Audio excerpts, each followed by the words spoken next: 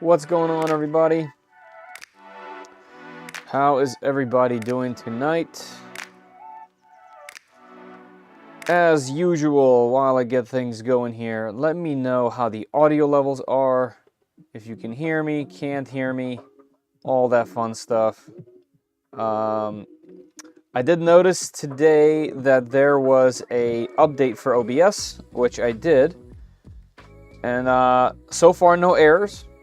So that's pretty good. That's a major benefit there. Let me turn myself up a bit. Looks like I'm a little low for some reason. Jeff, how you doing, man? First up, I see. Blind Gray Wolf. Trident. What's going on? What's up, everybody? Let me make sure everything else... Oh, we also have a Da Vinci in here. All this 3D printing stuff is just make-believe. We believe that we can make things. You say that a lot, actually. I've seen that a bunch. Alright, let me check all my views. Okay, classically, that stuff's not working. That's okay. Let's get that fixed now. Before I actually need it. This display, that display. Alright. And then we need our Winamp to work, of course. Why have Winamp if it's not going to work? So let's have that working. Alright. And the rest seems okay. Camera's on. Okay. Cool. Now we can get started. Music is blaring, really.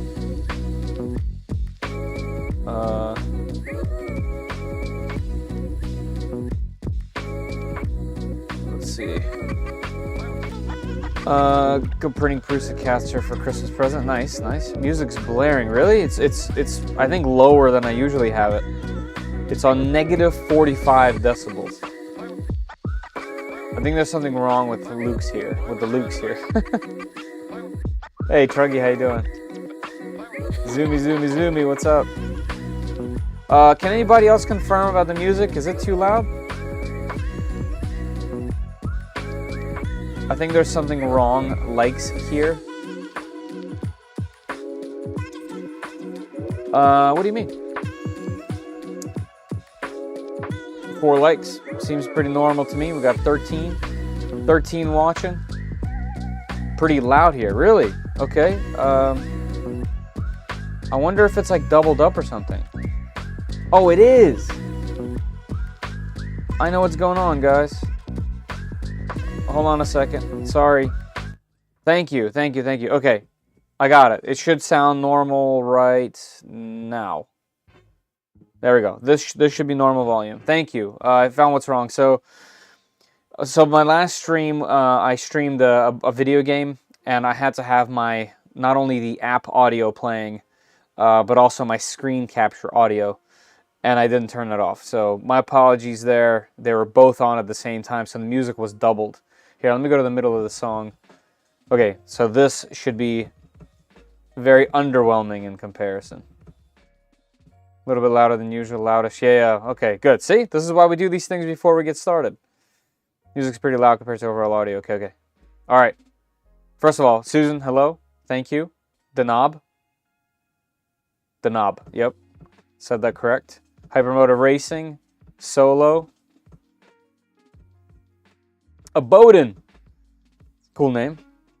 Music's louder than you talking. Mike Evening. Now music now. No music now, I'm guessing. All right, let me check now. Yeah, I usually keep the music between 45 and 40 on the negative side. My audio negative 15, and then the rest should all be off everywhere else. So this should be normal audio levels. Let me know. Okay.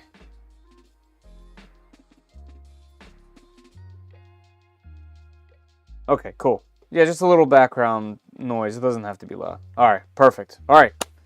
So, couple things, everybody. The first main thing that we're doing today is we're going to be unboxing another Mingda machine.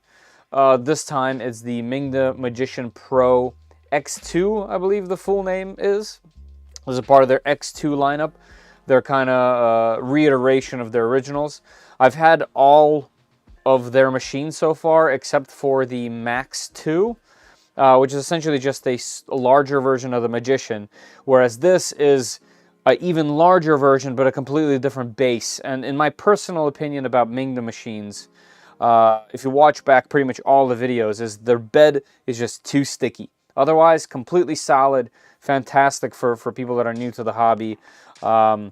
And they're usually really well priced. This thing is massive, and technically speaking, this having a PEI bed kind of fixes my gripes with the machine. The only thing I know that this doesn't have is it doesn't have a load cell in the bed, so you can't do automatic Z. But in my experience, they have been pretty good once you set the Z offset. The only issues, like I said, have always been that the glass bed has been too sticky, and that's the only reason why I don't have this machine, the non-2 version of this machine. So this is going to fix everything that was wrong with it before. Looks like it's currently $460, which for this size machine is pretty fair. There's a lot of these large machines coming up, and we all saw kind of like teasers from, what was it, Forum Next? I don't remember which event it was. It might have been the event right before it, even, where they were releasing a bunch of Clipper machines. So I haven't heard anything about that. I've actually had this thing for a while sitting here, and I just haven't been able to get to it. So today's the day we're going to check it out. I no longer have a 400 by 400 machine, so I'm pretty excited to test this one out and see how it does. Hey, Lewis, how you doing? Now I can hear music. All right, cool. Jesper, hello, hello, hello. Papa's here. What's up, what's up? I don't really like big bed slingers as much. Yeah, I mean, yes, but you can't. So the reason why they exist is because Core XY machines of this size are extremely pricey. And the ones that aren't pricey are extremely cheap and not well made. So I think these bed slingers are in between. I don't think you're going to be printing something as tall as this thing that's in here. There's also a very multi-piece build. I don't know why they keep using these things. Not just Mingda, a lot of, like, Reality uses these too. You know, I don't think you're going to be printing anything that tall here, even though it can. I think this is the perfect example for this is if you need to fill the bed, or like a single large piece, or just something obscure that you couldn't print on a smaller machine. This thing's going to rock. If you guys remember, my shelf is being held by 3D printed brackets on the wall, and I printed all 4 of them at the same time on the non-PI version of this machine. So I know there's negative things about large bed slingers, but it's you know, the part of it is shipping costs, you know, just the realistic amount of space that you need for either. Technically, they're so big, like you need a definite space somewhere in your home for this, you know. Chitty Tech, yeah, but that Chitty Tech machine, the X Max, how much is that? That's $1,000, right? I mean, this isn't even half, right?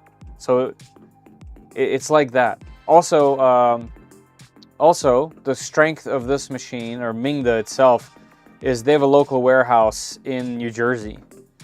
So if you're in the United States, especially East Coast, you can get this in a few days, which is pretty nice.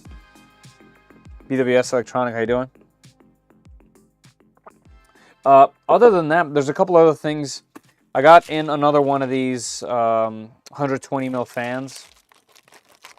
My granddaughter was printing on my 2-week-old Ender 3 V3 KE and used super glue to stop the print from lifting.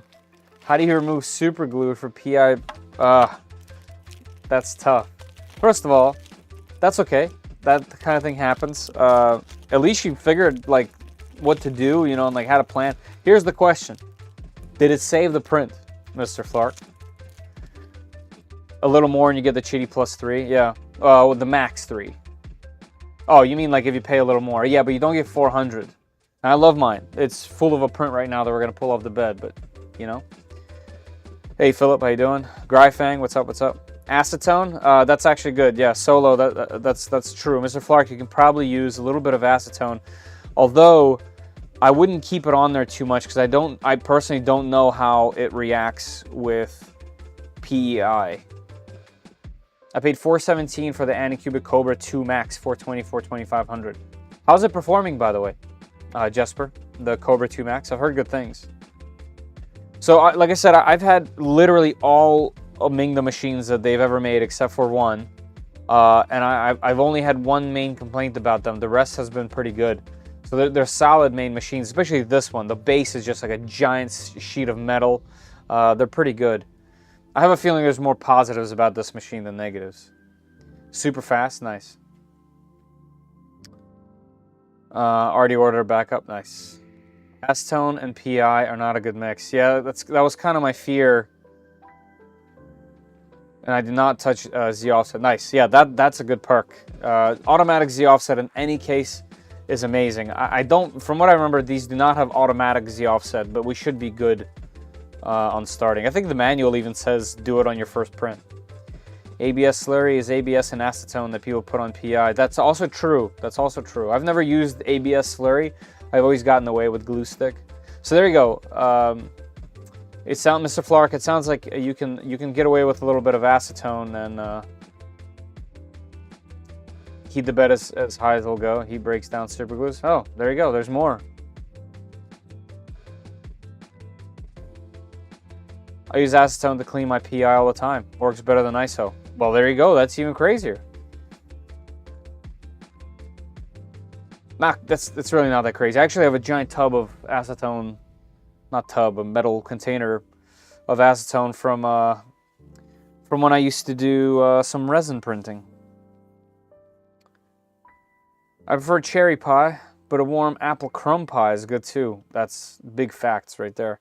Also, just before I just jumped on, let me copy this link. Just before I jumped on, I saw that our boys... do I want to leave? Wait, what? Alright, hold on. Clearly I copied the wrong link. I saw that our boys over at Noctua just released a 24-volt fan. Oops, I pasted it in the Discord. Sorry guys, I'm all over the place.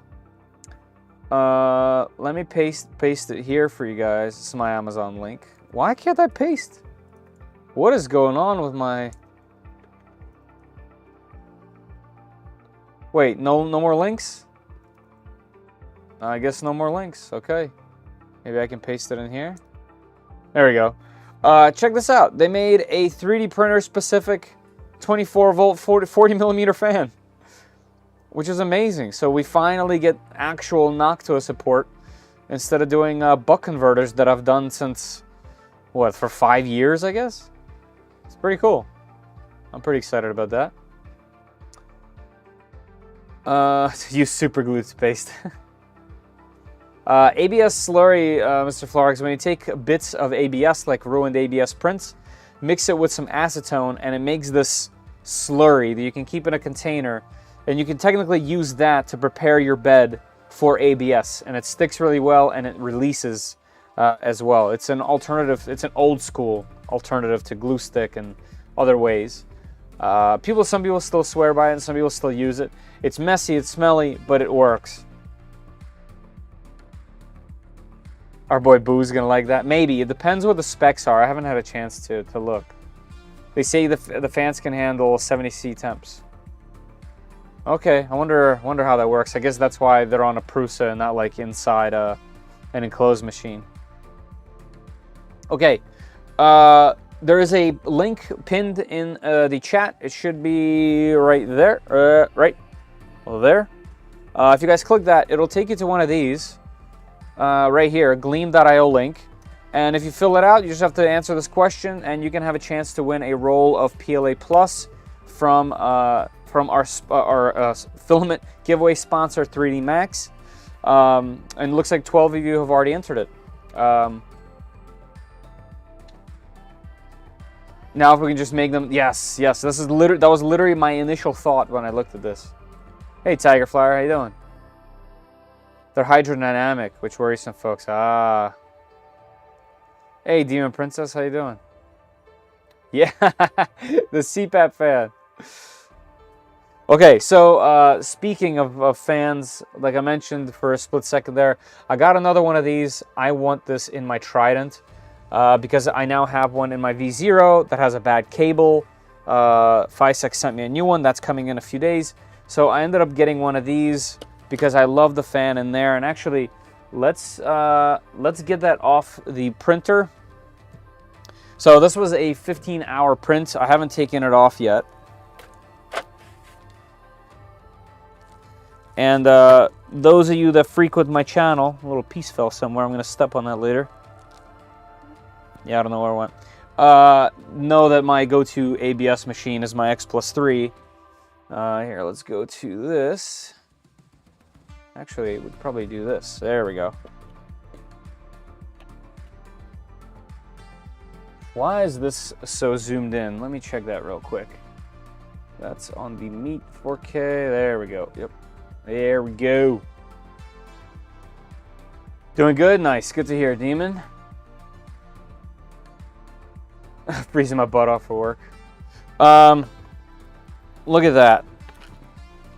A little bit of glue stick. Also, I've perfecting the way that I do glue stick. So, kind of a pro tip. For those people that print to ABS, I put on a kind of thick layer of glue stick, and then I take a paper towel with warm water, and I kind of even it out as much as I can. Obviously, I could do a little better on the sides here. I don't typically print on the edges, but I essentially, you can kind of see where my tried to make super even strokes with the paper towel. And then I put it into the print bed at 100, and I put it into the printer at 100 and leave it there for like 10-15 minutes, just while I'm working on stuff. And this glue has been on here for a lot of prints, and it will not come off, and it releases ABS just like that. I mean, this is a flat. Can you guys see? Like, this has corners on it, and check it. So obviously the X+3 has a heated chamber that obviously helps as well. But, oh, I'll see all kinds of movement. This can only mean one thing. Jeff, 10 gifted memberships. Thank you so much. Jeff, very, very kind. I appreciate that, seriously. All right, that's amazing. Thank you. Thank you very much. Hey, Jerry. Sorry, you probably get that all the time, man. I'm sorry. The print house is here. What's going on? I already printed 5K ASA on the X Plus, no fail prints and no glue. Nice. I am just used to having that layer of protection for ABS. I don't mind it.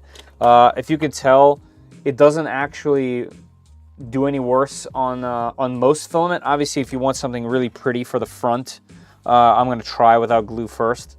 But you can also wash this stuff, which is really cool. So yeah, let me throw this back.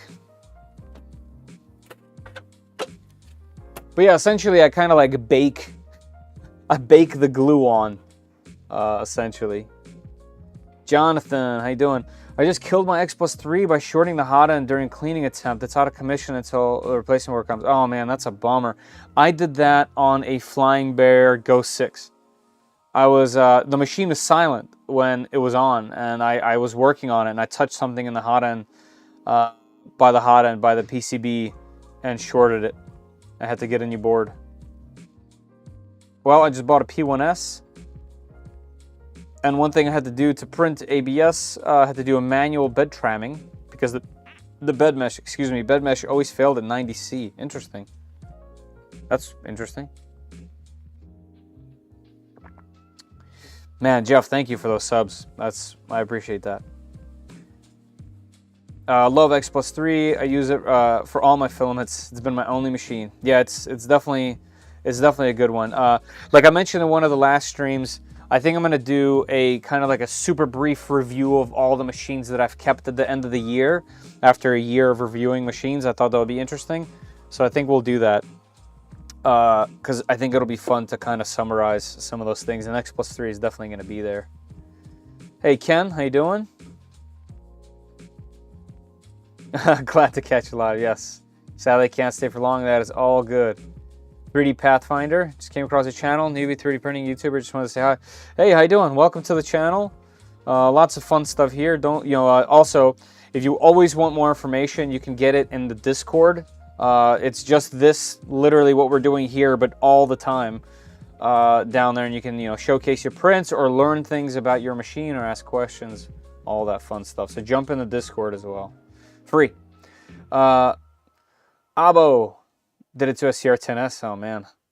Crabwire57, how you doing? Curious, did you ever get a hang of that flying the RC? No, I didn't. And I think about this all the time. I need to find the time and set the time aside to do that project. You can't see it. It's right here. I have everything for it. Electronics are right there below it. It is just waiting for me to have time. And now that it got cold, I've kind of just been putting it on the back burner. And I'm also building yet another quad. And I was thinking to myself, like, how am I building more quads when I should have done the plane and still do the plane? It's 3D printed. It fits in. I need to do it, Crab. I will do it. I will do it. Been there, done that. Learn my lesson. I gotta finish the video tomorrow. Hey, thanks for popping in, Trident. See ya. Load of clips. How you doing? Will Mar, what's up? My X-Max and X-Smart run almost 24/7. Nice. What slicer are people using with their Ender 3 V3 KE? For me, I've just stuck with Creality Print, although mine is currently rooted, which we're testing the rooted firmware, so Orca Slicer works really well.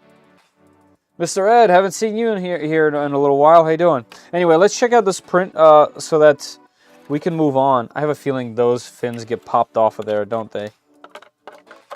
Yeah, they most definitely do. All right, we'll do all the cleanup a little later. Let's take a look at this print. This is once again a transparent black that I use on my Trident, so all my parts for it are there. Look at that, it's so smooth. So this will be the bottom, like that. Then this part goes on the top, like that. And then there's also yet another piece. Look how big that thing is. Then there's also this piece, which gets attached here, and it holds the ear for this. Since there's no place to attach the top, there is a brace essentially holding that. So these files, this design is actually from FISEC themselves, which I thought was cool. So this is going to go on the right side of my Trident, which means it will have auxiliary cooling. It will have a Nevermore filter on the inside with carbon, and then it has a, what's the other kind of filter? The paper filter that's on the back. So I should technically be able to print literally everything with that thing with my 0.6mm nozzle. So that's the last step. Everything else is done. Once I have that in there, getting a serial number. PTG, no, that's ABS. Everything on that Trident is ABS. Chamber heater is the only thing it doesn't have, but you know what's funny is it doesn't actually need it. I mean, listen, it'll be great with one. But it hasn't really needed one, and that's probably because it has the filtration system in it, so it keeps the air moving, and also it uses the huge bed, which get HEPA. Thank you, yeah, HEPA filter on the back. So I've been pretty happy with it, with its performance, ABS performance without a heater. Although obviously it's pretty good. It would be pretty good to have one. I'm currently running P1S, K1 Max, N4P. That's I can never remember it. Neptune, Ender 3 KE, and JG Maker. Oh yeah, JG Maker. I just saw somebody do that. Was that who just did that unboxing of the JG Maker? I never heard of those things until the other day. That's not a bad setup. All right, I wanted to unbox this. This is not what it looks like. Zoomy. You might remember some funnies about that.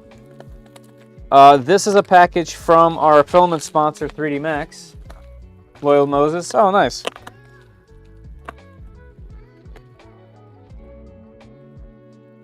Loyal Moses, and I've got a good review. I gotta get a review. And I've got a review. Okay. Nice, I'm gonna have to check it out.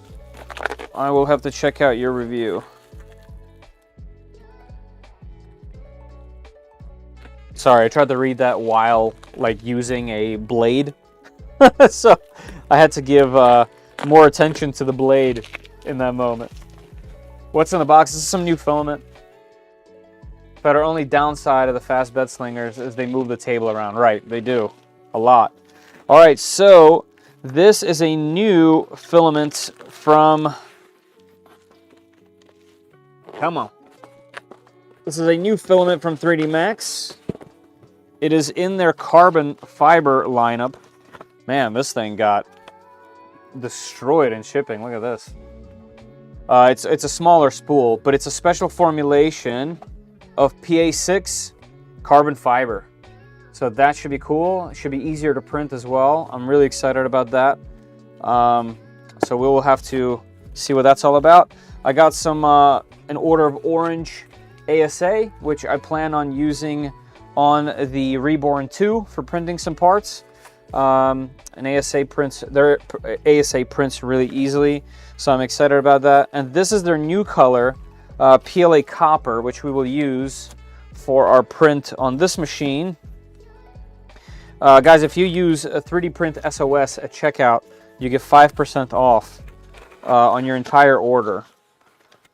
So don't forget to use that. Oh, that's pretty. Okay, also, this is their new spools. I don't know if you guys know this. They have new spools now. That looks gorgeous. So this is in line with their silk filaments. So it's got that shine. Although they don't call it silk. And it doesn't actually print like silk, by the way. But yeah, we're going to check out this PLA Copper. I like these new spools. They look clean. And there's no more like burrs and all kinds of funkiness with them. Here, I guess we could open this. There we go. Let's get a better look. Oh yeah, that's nice. That's beautiful. I like that. That's a cool color. That reminds me of Noctua. All right, here, let's put the trash in here. Yeah, like an old penny. Yeah.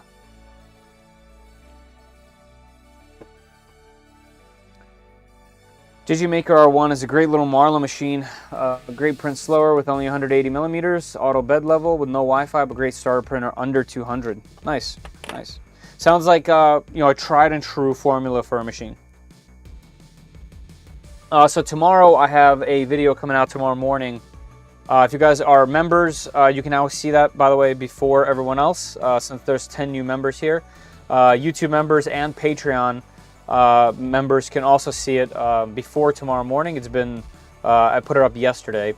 It should be the Ender 3 V3 SE, Ender 3 V3 KE versus the CR10 SE. So all three of the Creality machines together, pros and cons for each, print examples for each, you know, strengths, weaknesses, and just kind of like my overall opinion about them.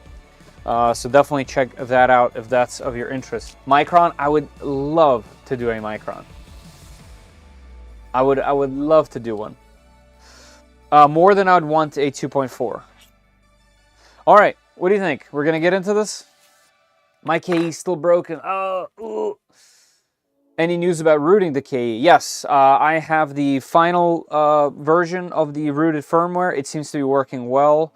The secret is I printed all of my testing on it in that video that's coming out tomorrow. I'm not finding any big issues with it, so that's probably good to go. I don't know if I'm gonna have the time to make the video before the end of the year, but we'll see. I'll get with Destinal and see what he says, if he's ready or not. I might even do just like a soft release where I just post the link to it, because the installation is going to be exactly the same as the CR10. Waiting on Destinal hitting me up with the rooted firmware for the SE. I got the Nebula Pad ready. Nice. Yeah, Nebula Pad is also... I don't have a firmware for it to test, but I did send my my firmware over to him to get that going. Hey Caleb, how you doing? All right, I think we're probably ready to get this beast out of here if I can. I know it's going to be out of the shot for a little while, but keep in mind just how big this box is. Another thing that's kind of odd, and we'll find out this for sure, But I find it odd that they don't put a 0.6 or even a 0.8 nozzle on here. Maybe they do now. I don't know. 2:30 a.m. Yeah, it's probably time. Have a good stream. Thank you very much for popping in. I appreciate it. Don't forget to hit that like on the way out. Oh man, I see styrofoam. I see styrofoam. So I've talked to them about this styrofoam on many occasions, and they did tell me that they fixed it, as in like they changed the formulation to not be so messy. I do have my Hodo vacuum that'll help with the situation, but I don't know. I've heard them say that before, and it was still the same stuff.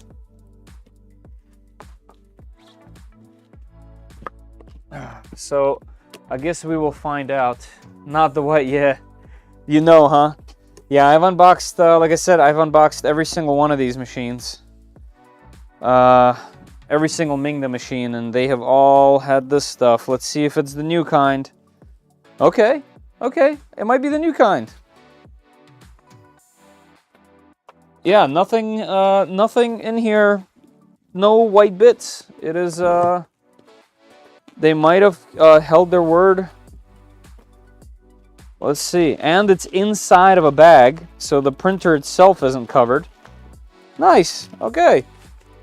That's a huge benefit. I was extremely nervous to see that white in there. Yeah, look at that. So this was usually the huge problem where these corners here, let's see if I can even get this in the shot, it's so big. These corners with the Z motors were usually completely coated in them. And then, you know, the greased rods were always getting coated. And it was just a big mess. But this is perfect. Man, I have totally forgotten just how massive this is. This is huge. Like, that's... Oh man, just when I thought I got a good amount of space in here, I go ahead and grab one of these. But you know what? We can print big. The X2 was in a bag and still absolutely covered. Yes, mine too. The Hodo, yep, right here. The only Hodo that sucks. It's true. Every Hodo has been amazing. And this one is the only one that sucks. All right, here's the hot end. This thing has always been kind of trick to me. Has a filament sensor built in, dual-sided cooling. One is on an angle, one is kind of going straight at it but then curves in. Has a little pancake motor in there. Has a BMG extruder. It has dual fans. They look like they're maybe a little bigger this time. I'm just hallucinating maybe. Nope, they're still 30s. So there's two 30mm fans for cooling. Looks like they have a little duct on the bottom here. That's kind of interesting. They have their own Mingda branded sock.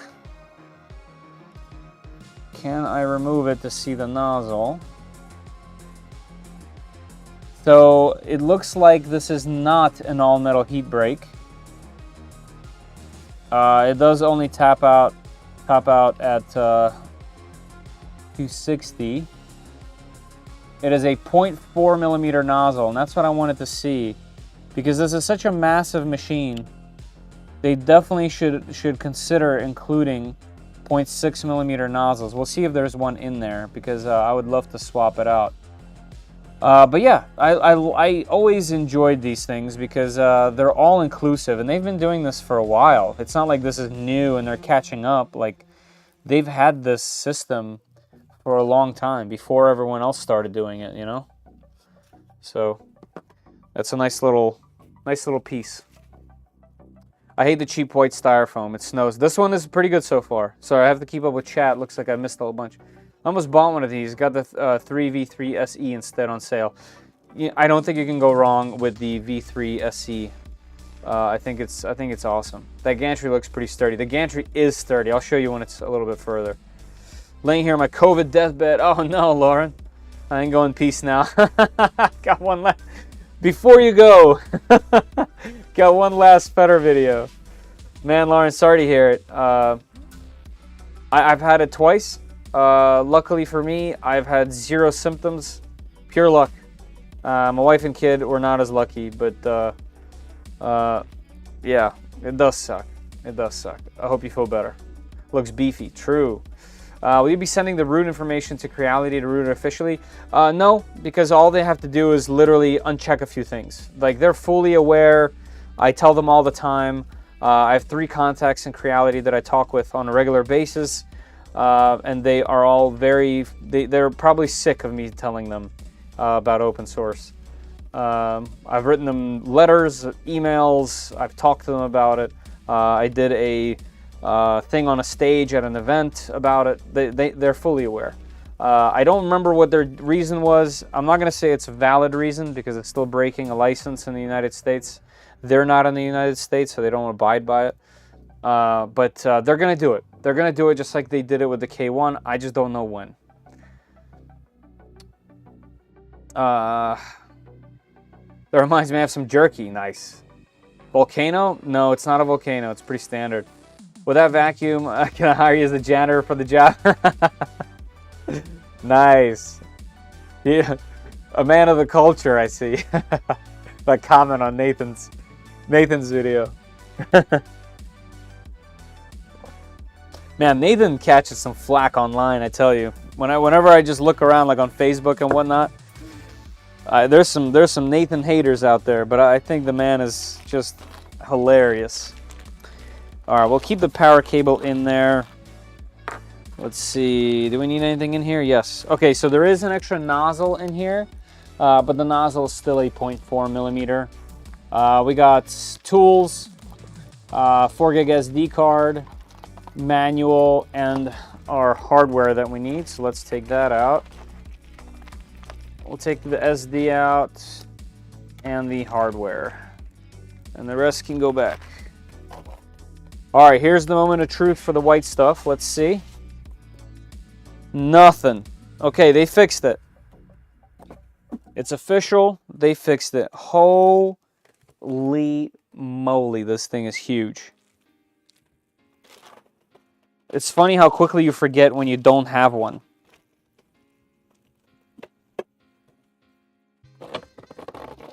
Wow.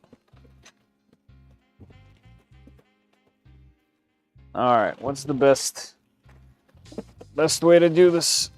There we go. Holy moly! Yeah, yeah, that's a biggin. That's a biggin. All right, let's get all this stuff out the way. Let's unpackage this monster. If I recall, it has 6 rubber feet on the bottom. I mean, this PI sheet. How much is this PI sheet?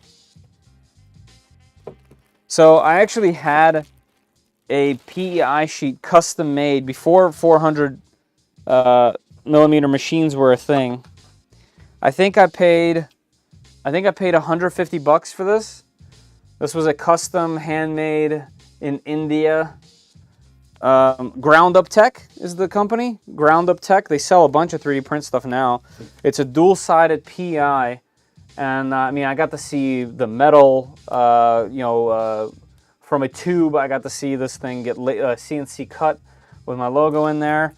Maybe we'll throw this on there after I do a couple prints, because I never got a chance to use it. This was for the Ultimate Aquila build that I never completed. And of course, it's a black PI, and that was, at the time at least, pretty rare. All right. Can you unroot the key if you have to? Yep, you just literally click You know, you put on whichever firmware you want on the USB drive, plug it in on the side, hit install, done. You need a Hodo utility belt like Batman has. Yes. Nathan's great. I love his humor and content. I agree. I think he needs the... He treads the link about 95% of the time. Yes. But I think it's his intention. It is. He's very good at it. I agree with this wholeheartedly here. Nathan's working on something groundbreaking, I think. Oh, yeah? Yeah, I mean, he keeps talking about an extremely fast machine. I would love to know more about it, but obviously, you know, if he's trying to actually do something with it for real, then he's doing exactly what he needs to be doing. Nathan, elf suit, yes. Yeah, it's very good. Holy moly, this thing is huge. That's what she said. Nice. We should get into this styrofoam business instead of printing. Try to break off a piece of that foam and see how it reacts. I'm curious if it crumbles. You know, honestly, I don't want to break it. I don't want to break this thing because I hate that stuff. And the fact that there isn't a single piece of white anywhere around here. Look, nothing. I don't know if you guys recall literally every single unboxing I've ever done of these things, but I had to bring my vacuums down. I remember when I still had a table back here, when there was a bookshelf over here, and all the filming was done over there in the corner. I had my actual full-size vacuum down here. So, I got COVID from Murph. Oh man, from 2022. Bummer.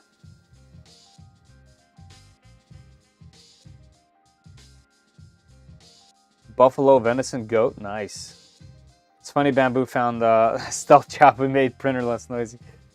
Yeah. Ugh, man, I don't know. I don't know what's going on with them. You know, obviously they're going to be extremely successful regardless of what we think.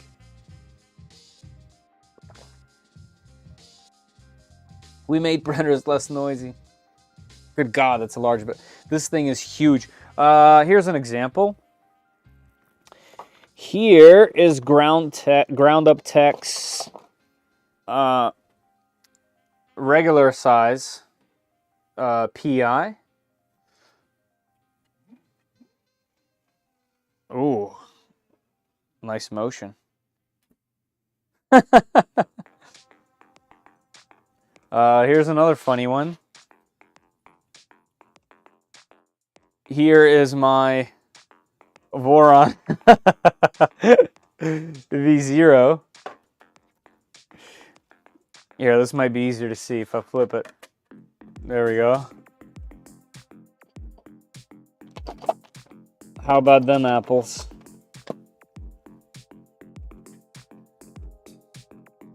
It's good stuff. Yeah, this V0, I'm so happy. I'm very excited to have it back up and running. I did all the LEDs. I have a new hot end on there. The thing is just awesome. I printed with it. It was perfect, exactly how I want. And then my cable went out on it. And that's just a FISEC issue. I'll have that noted in the review, obviously. That's a total bummer. Nice, tighten this belt up here. The V0 for scale is always, yeah, it's funny. What's the reason what is the reason they give you for keeping it close? Or they didn't give me one. There wasn't one, but I remember I talked to Sam at the event, and he said he spoke with a CEO, and they gave a reason that was valid depending on how you look at it. Yeah, in my opinion, I think they might be like holding off until they have some kind of like final version of firmware, and then they release it. They probably also have all kinds of little patches covering up stuff, and I have a feeling they're going to make it cleaner, and when they release it, then it will have a rooted access on it. The same, literally what they did with the K machines. You know, constant pressure from us is going to be the way to do it. I don't think they're in a hurry whatsoever to release open source of their own firmware. Well, not their own firmware, but of firmware they're working on. And I have a feeling it might have something in it that, I don't know, could either not be safe, or it could maybe reveal some other product of theirs or something. I don't know. I'm not technical in that aspect of it. I'm way more on the user side than I am on the developer side. I don't know. but I have a feeling they're going to do it. But until then, we're going to get access to it because it's Clipper and we can. I have the same plate on my Rook I'm working on currently. Nice. What camera is that? No, it's an OBS. Actually, right now it's steady. It's an OBS Spot tiny 4K. It's like a gimbaled camera. So it sits up there and follows around. This one, the OBS Bot Meet 4K can also do it, but it doesn't have a gimbal. It just kind of like crops in on the 4K and follows you with AI. Pathfinder. Does FiSec have strain relief on both sides of their umbilical? No, on neither side. They filled the cable with... oh yeah, I have the bad cable right here. They filled the cable with some kind of gel, but the gel is flexible, and I don't know what it is about these pins. I try to kind of push them all together, but that does not help. You can kind of see like this one is further back than others. So something about this, it's just no longer reading the board. Hopefully it's not shorted, and if it is, the only saving grace there is the board. The Catalyst board has a CAN output on it. Well, input. So I'll just throw on... I'll throw on a CAN board on the tool head since it's literally set up for it already. You just have to put the board and plug everything in. And just change some pins around. It's a bummer, I don't want to do that. But if that cable doesn't work, then there is a very clear path to success there at least. I had the OBS TinyBot 2K. Oh, okay. Yeah, it's much smaller now. There's a new one, but I don't think it's going to be any better than these things.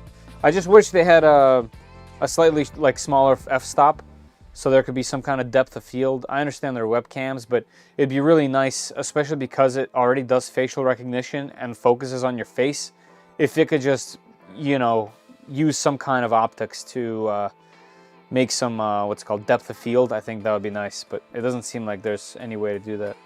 Shouldn't FiSec replace the cable, potentially shorten the board? They did. The cable should be here. It just crossed over from China. I think it's in like New Jersey.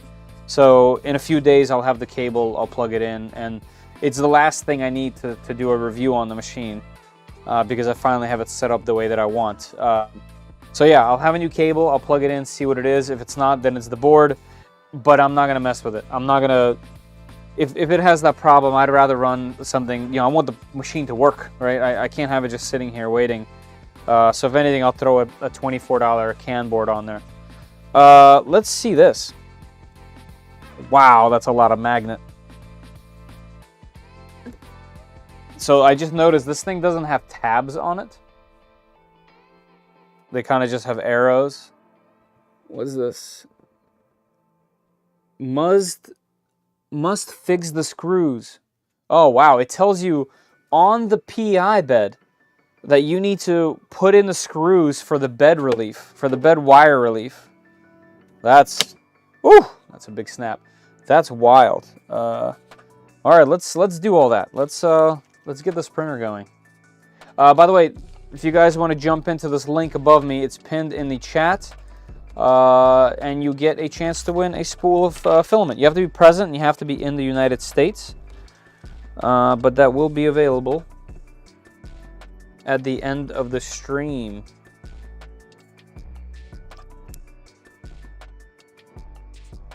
Alright, so there should be... Whoops, that's not it. That's not it. That's too short. Oh, unless I just have to push it. Oh, yep. I just have to push it down. Cool. Nice and easy. Don't want to over tighten these, so I'm just going to do it by hand.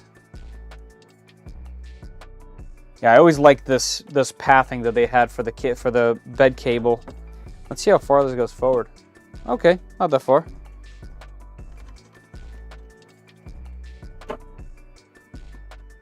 I mean, this is just a massive machine. It is just massive. There's no other way to put it.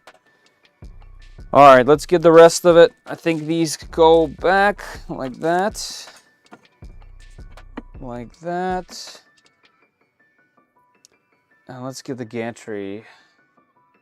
I get the feeling the fly spec is a bit of a fly-by-night operation, so probably not.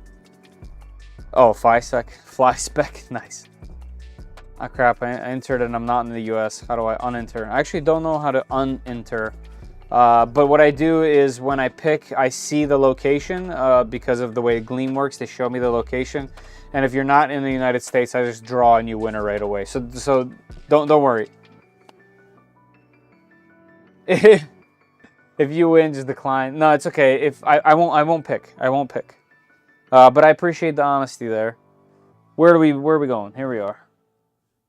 Or should be belted up here? Oh no, look at that. Not belted.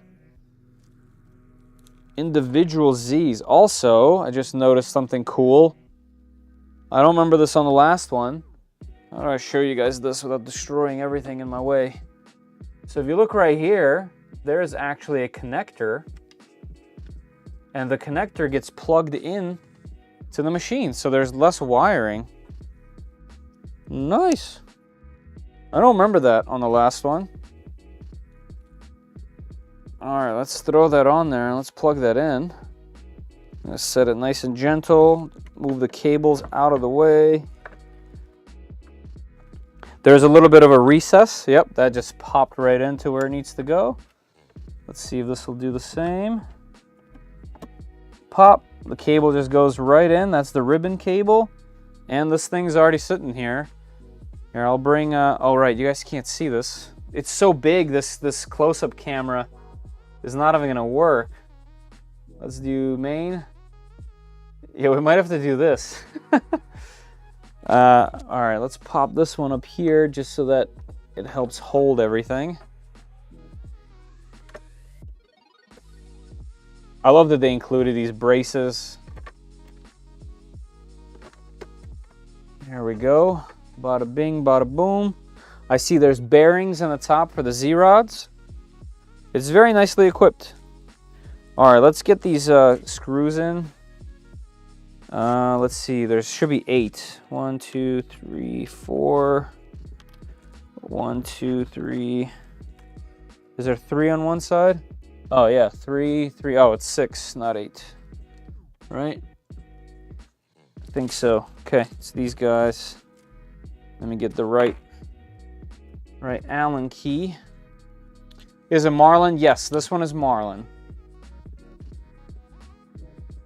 They're claiming financially supporting Duet as the way of legitimizing their Duet clone. Told me all they need to know about FlySec. No thanks. FlySpec. It's kind of funny. Yeah, I don't know about it at that level, but so far I have 2 of their products and, well, a bunch of their little products here and there too, but I have enjoyed it. I don't know the politics of their company. And honestly, if there was some kind of ill will, I would love to know about it. Because supporting companies that don't mean well is not a thing that I like to do.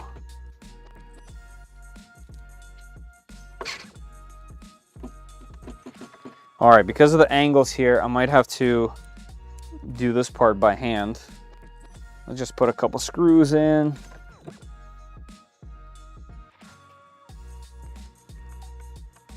Yeah, it's just a little bit off camber. Let's get these in place. I'm thinking it's these 2 up here. They use a smaller Allen. Is the video buffering? Is it me? Let's see. I got 0 drop frame, 0%. Might have to do a little refresh. Zoomy. Yeah, 400. Yes, that thing is huge. Hey JP, how you doing? Zoomy is actually a she.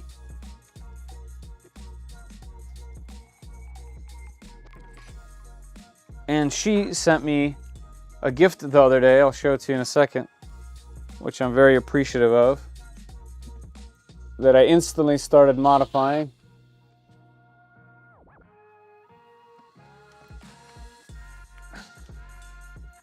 The angle of the dangle. That's true. Right here. Look at this awesome, look at this thing. Look how cute it is. Little vise. I designed a little TPU pad for it so it doesn't destroy my new table. And I will be using this anytime I need to do heat inserts or anything of that nature. Love it. There's no zoomy, only zool.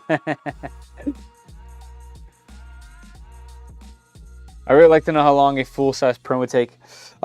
It'll take a minute. It'll take a minute. I have printed some large items on the original, on the non-X2, and it takes a while.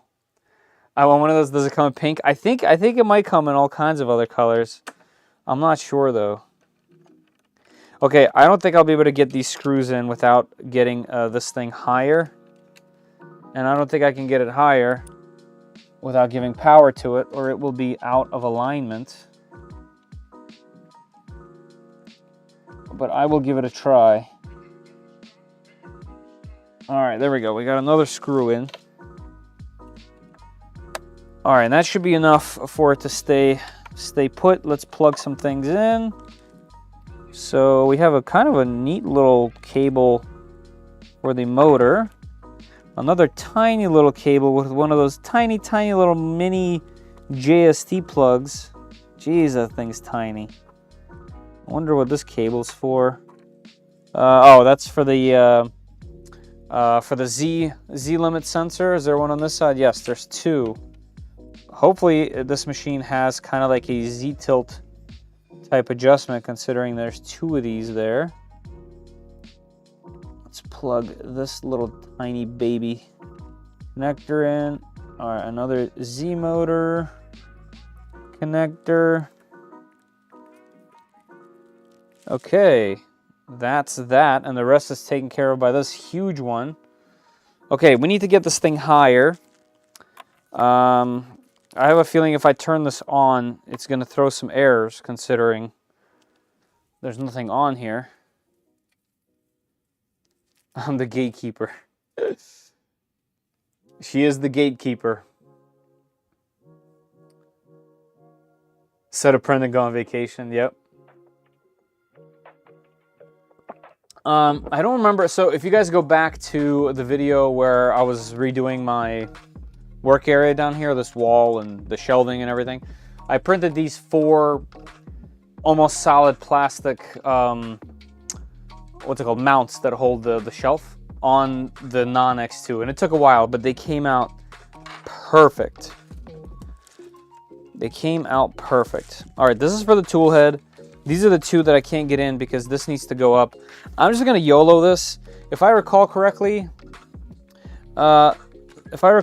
there's alignment marks on this. Hold on, my mouse is covering. I see a janitor joke. The janitor comment. Yeah, I'm the janitor on the Ideal 3D printing team. Okay, so it looks like we will have to manually align this thing because I don't see those marks. Maybe I just haven't gotten high enough yet. Let's see. Typically, these machines have a mark that runs all the way down so that you can realign these. Hopefully, there's something in the firmware that lets me adjust it. We're going to find out. All right, that's nice. That's nice. Okay, so all this is plugged in and ready. This should be high enough now so that I can put the rest of these bolts in. And it is, so let's do that.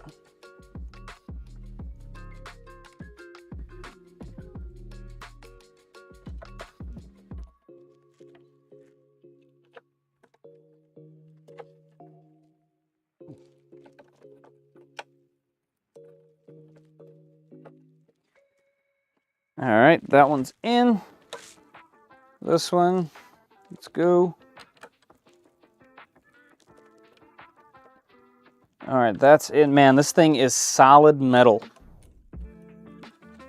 I love it. I love that there's just metal beams and the whole bottom plate is just a giant chunk of metal. Something about that. Something about that. All right, we were good there, and this whole thing should just be 2 screws. Dave Debunk 56 claim, paying a royalty. Really? Is this recent?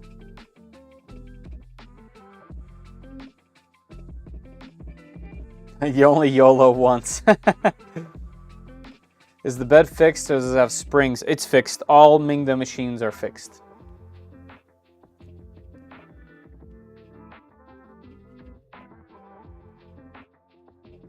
Do you have a K1 or Max? I have both.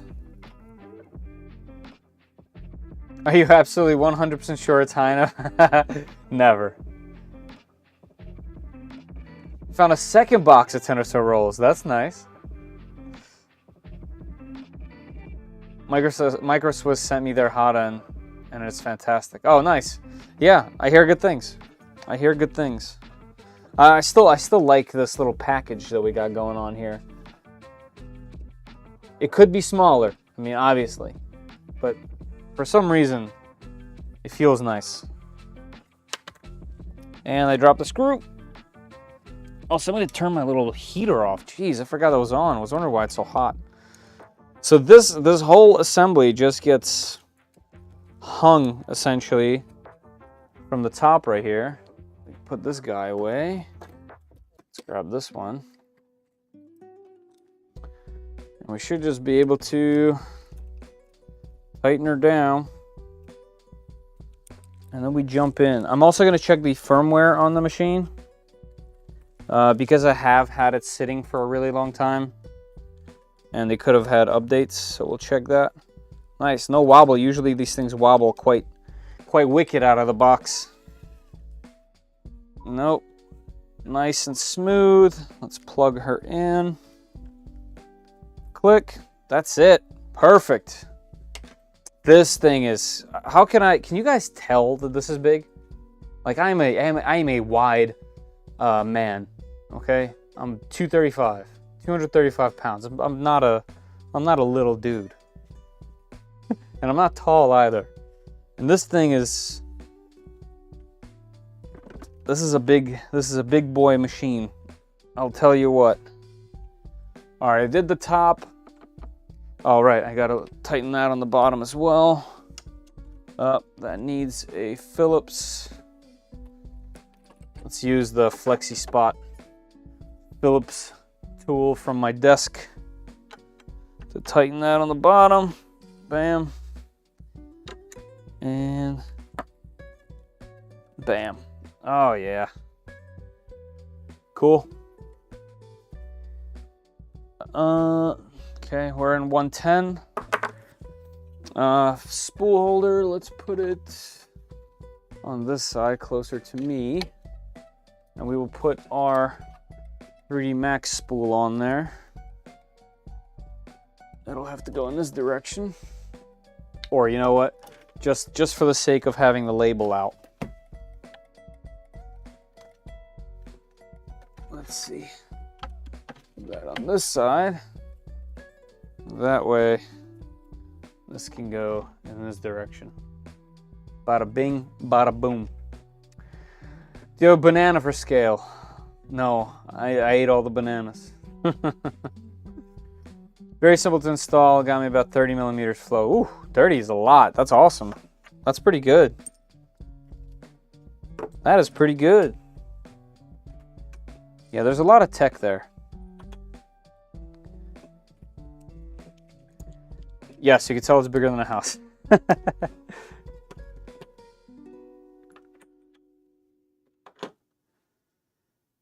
I have a memory of goldfish. Has its bennies at times. Makes your head look small. Nice. Printing a life-size Iron Man. Nice. I have the Cobra 2. Max might get this next. Iceman, how you doing? Haven't seen you in here before. Welcome. Sodak, what's up? I didn't realize you're the one that said the thing about the banana. It's funny, it reminds you to order filament. I was out in the garage cleaning up a bit, saw a large spool of a trimmer line. I thought, nah, need to order filament. Are the lights of the city going to dim when you turn? Probably.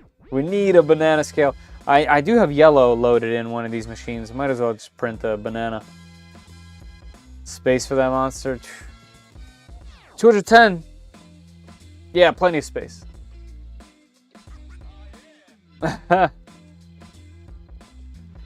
Bro, Grant's haircut got him looking respectable. Nice. I did see that he did the charity haircut, right? I haven't seen him since, though. Was there a new video up? I got my M5 Adventure, the assembly and software update, printed calibration cube, got the G-code. I bet only heats up to 35 Celsius. That's right until the weekend. Too busy. That's kind of weird. I actually just used it yesterday on TPU, printed flawless TPU. I haven't tested that before. And I did notice there was an update, which I did, and I gotta say that machine is... I was really, really upset that the Clipper wasn't... the Clipper firmware that's on there is like hidden, and they said that they had zero intention of releasing it, and that made me upset. And it should probably make everybody upset because they're doing that kind of thing. But man, that's a good machine. That is a solid machine. I'm probably gonna give it away, but it's good. You don't need a banana machine. You'll print a benchy and you'll see how ridiculously big it is. Yes. Grant still whines too much. I mean, his whole channel is kind of like pointing out those type of things, so. Would you say to root the max or worry about warning? I mean, yeah, I would root it 100%. I want fluid. Fluid's so much better. The fact that you can instantly use Orca Slicer with the wireless feature and use the pre-built Orca Slicer profiles in there is enough for me. I have mine running camp on both of them, so instead of probing the entire bed, it just probes the area it needs and then goes. I would do it over and over again. I highly recommend it. I highly recommend it. All right, everything is on. Let's turn this thing on. I need a cable. I think I have one still plugged in. I do. This one is short. This one is long. Let's get the long one. All right, powering it on. And let's see how it's going to handle. Whoa, is there LEDs? Some kind of blue LED. Let's see how it's going to handle the gantry. Since the gantry, I manually moved it. So we'll see how it does that. The screen is very bright. Okay, now I guess we can zoom, right? Now that I'm not using this thing like that. Hold on a sec. Let's zoom. Pull it down. You guys see that? Actually, we don't need to see the entire screen because I kind of want to get the whole thing in just like that. I got my Ender Pro 3, but I don't think I can go bigger, even though I'd like to have 400. Yeah, I mean, at some point you got to make some compromise, right? And also, just having a large machine isn't always that good either. They take longer to do pretty much everything, right? Especially to heat up. Hey, Emmanuel, how you doing? All right, first things first, let's heat this thing. Let's heat it to 60. Let's heat it to 60. And let's see how that reacts. And then we'll level it. Let's see what's in the menu here. We got move, home, extrude, percentage, settings, fan, baby step. Let's see what's here. We got the Z offset setting. We'll do that once everything is heated. Percentages, okay. It's for how fast it moves. Homing, I'm not going to do that. This is individually moving. Yeah, I mean, I'm pretty familiar with all this stuff. Let's go full fans. You can't even hear them. Yeah, they're on. You can't hear them. Fan off. Stop. There we go. Yeah, I've always liked this. I've always liked the way that they did this. I have no complaints about how they did it. And I did always like this little info bar.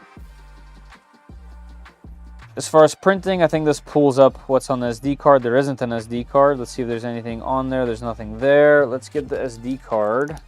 Also, I think this has USB-C. They released Guppy screen for the K1 series. It looks insane. Produces the input shaper graphs right on the screen. Oh, nice. I'm unfamiliar. Lauren, I'm unfamiliar with what that is. Just trying to do upgrades with what I got. Yeah, that's a good idea. Upgrades. Upgrades are fun. You get to learn more about your machine. Yeah, so over here we got regular USB. We have USB-C, and we have a full-size SD, which is great. All of that is fantastic. I'm curious to know how it's going to level. I'm hoping that it does this individually. Just in case it doesn't, I'm going to bring this down. And I will use the bed here to make it as level as I can via my eye sockets. So I'll get that basically just touching the bed. Just touching the bed. All right, that's going to be as even as I can. I have a feeling that they have some kind of system in place, but since I'm unsure, we'll just do it that way. Check the D3D Discord. Okay, I will. Did you, do you have to have Clipper for Wi-Fi? Is that why they didn't include Wi-Fi? So it is running Clipper. It's already running Clipper. They just have their own, like, graphics. So it already has that, but they lock down the channel. So the only way to get it working is by agreeing to all their stuff and getting that root access. As soon as you have root access, you can have fluid, which gives you the :4408 at the end, which gives you the fluid front end. Once you have that, you now have the Wi-Fi connectivity open. I think they did it to limit people potentially messing up their machines. Clipper is confusing. It's very vast. Not a lot of people know much about it, and you can easily just put in a wrong period or a wrong number or delete a setting and destroy your printer. You can even short stuff.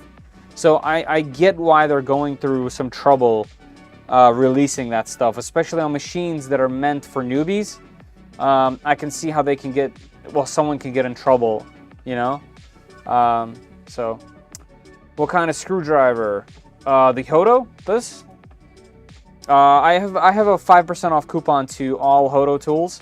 I love this thing. I've built so many machines with it. I've built my Trident with it. I've built, I actually one time I didn't charge it just to see how many printers I can assemble. This assembled 5 machines plus an entire Trident before dying. That's a lot of screws, so I'm a big fan of it. Just the other day, I printed some Christmas ornaments for the family and friends. I needed a 2-tone red and green filament. Nice. That's cool. Those filaments are fun, the co-extrusion ones. By the way, too, people just jumping in, there's a link at the very top of the chat that takes you to a Gleam.io link. You can win a roll of filament if you're planning on sticking around. You must be in the United States, and you must be present for the drawing. Looks like there's 104 minutes left. So let's see how many people have entered. Oops. Oh, looks like I'm missing an entire screen over there. Oh, well. 37 people are entered, so really high chances of you actually winning a roll of filament. Let me unzoom this screen since it shows nothing. There we go. And then let's go to exposure and not do auto. Whoops, whoops, whoops.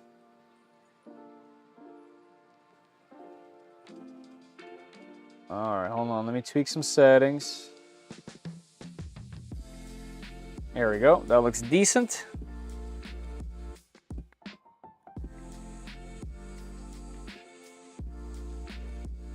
I did the wrong setting on my Neptune 3 on Clipper and it burned the hot end. There you go. That's just how it is. That's just how it is. And that's why they're probably hesitant to just let it all out there, right? Support is going to be crazy. Giving support to fully open Clipper is going to be a pain in the ass for printer manufacturers, 100%. Yeah, I don't know how Chitty does it. Chitty Tech did it right away and just let it go. Hey, Mike. Or Mick. How you doing? 37 want plastic, only 21 in like video. That's true. That's quite a bad ratio, guys. Every time you're gone, right? All right. Caught up with the chat. Let's see where we're at. The bed is heated. I haven't even been looking, but let's hit the level button and see what it do. It's going to take the hot end to 150 and the bed back down to about 50 degrees. Okay. Oh, that's right. This has a load cell in the hot end. Oh, that's right. I forgot about that. Actually, let me pull up the manual. Wilmar, thank you so much. Thank you. I appreciate that. That is very kind of you. Thank you, Will. Welcome, everybody, to the YouTube membership. You guys can see videos early and talk to me directly on YouTube. Don't forget, there's a video coming out tomorrow, but if you guys don't want to wait until tomorrow morning, there is one that's live for YouTube members right now. Also, I just forgot that this thing has an RGB LED that shows you status. So right now it's purple because it is homing. It was blue earlier because it was standing still. Is it doing Z-tilt? Hey, it's doing Z-tilt. Cool.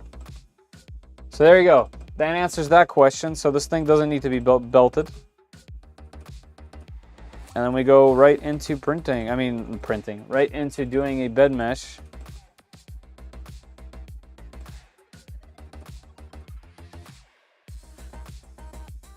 It's actually going kind of fast for what it is. Gang. Guys, stop double-clicking the like button. True. Does it scan the print? No, it does not scan print. Shift the print, that would be the Z, Kilo X2. Depends on which direction. If it's shifted front and back, then it's the Y. If it's shifted left and right, then it's the X. If it has layer lines as it goes up that are kind of thick, that's the Z. It was crazy when I first saw my K1 Max do the scanning. Oh, with the LiDAR. I've actually never seen it because I've never used Reality Print with it, not one time. Layer lines, yes, then that would be the Z. If you have the original X2, I would check both the wheel sets on the sides of the X-axis. Make sure your lead screw coupler, the little gold piece that's riding the lead screw, make sure that that's loose. It shouldn't be tight because that could cause binding. So you don't want the wheels on there. By the way, each set of the wheels, each set of 3 wheels, has one wheel usually on the inside that has a nut on it. It's an eccentric nut, which means the wheels can be adjusted. You don't want them to bind, but you don't want them to be loose. They should just kind of ride up and down the X-axis nice and smooth. So you don't want any of the motions to, any of the wheels or any of the motion of the Z screw or the lead screw to kind of guide the printer along. You just want it to ride up and down really smooth. So all that stuff should be kind of, well, not tight. So that's what I would do. No G34, what do you mean? For this?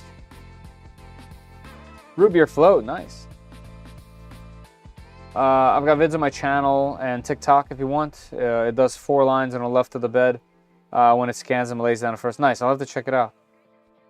Let me open a new tab over here so I don't forget.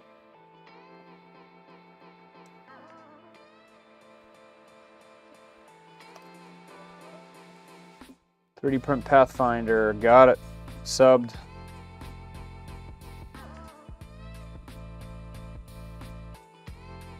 Nice beard, dude.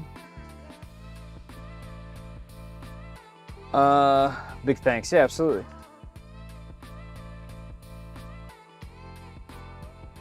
I'm sure I'll be seeing pretty colors. All right, so it looks like we have leveled the bed. Let's go ahead and get this to 200. Let's get the bed to 60. Yep. All right, so once that heats up a little bit more, I will do Z offset just to check it. And then we will see if there's anything on the card. Let's actually see if there's anything on the card. There is. There's an angel. Well, angle, depending on who you ask.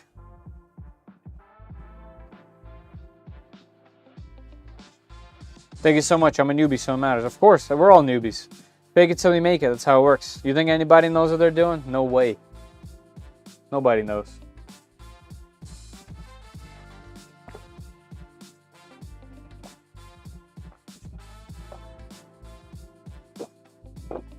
Sorry if you just heard me drinking loudly. I was just chugging.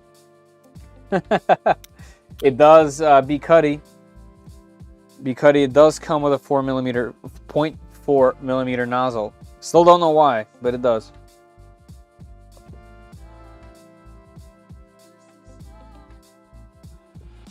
I had a 0.6 and on the 0.8 in the previous one. No, this thing is very easy to put together, Zumi. Like, there's no setup. What I was trying to do, and I got distracted as always, is here, right here. So, can I click this? No? Okay, let's go to page 10. So, according to this, 9, what? Where's 10? Oh, page 10, not section. Right here, adjusting Z offset. When you start your first printing, adjust the baby step value according to the adhesion of the filament to the glass platform. It's glass because all the other machines have glass. Click save to save your setting. So don't adjust this beforehand? I'm going to adjust this beforehand because I have had bad luck when it comes to this kind of stuff. So I will do it right. So let's go to menu. Let's do, is it settings? Yep, Z offset. Let it home. Holy moly. Oh, I have to do the Z offset over there?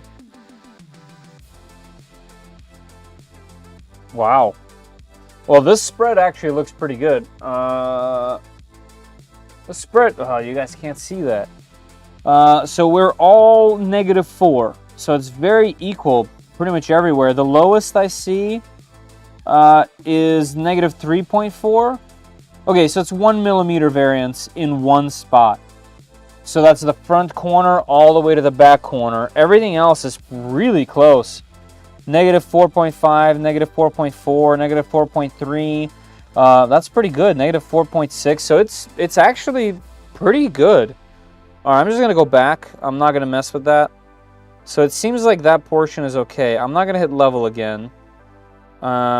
Okay, never mind. I think we're just gonna print and see what it is, and if anything, I'll just unplug. I'll just unplug the damn thing. Does it use MK8 or V6? V6, and no Volcano. It's regular. I used to know, but I forgot. Now I come here to watch Feder, who also doesn't know. But I can watch other people who don't know, correct him in chat, so it's all good. That's it. That's how I do it. Nobody knows. We're hanging out together. We're just chilling. You know what I mean? Be the most average in the room, baby. You can always learn, even if you think you can't. Did you see the Frozen Acro printer with 16 colors? Yes, I've messaged Frozen. I've gotten no response.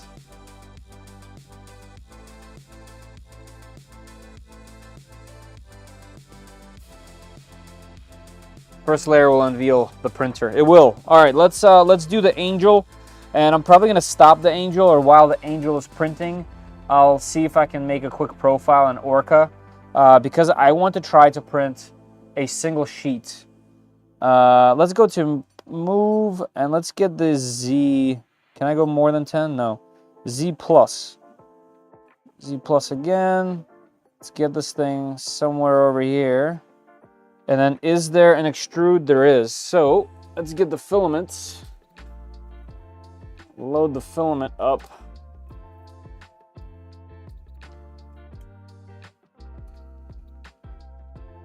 This color is gorgeous. All right, let's see, extrude, load. Oh, let's do 10. Load. There he goes. We'll just do 10. Oh, okay, so you just gotta click it and it does 10 millimeter increments. Whoops. Extrude. Let's see what kind of filament comes out of there.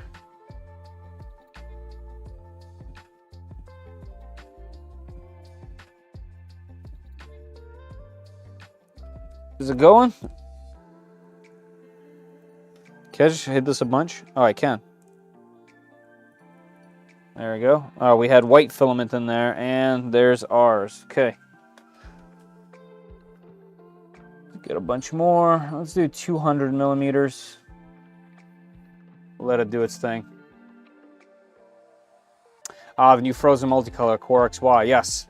It's more than that. It's a flying gantry design with lead screws. So it's essentially a commercialized version of a Voron 2.4.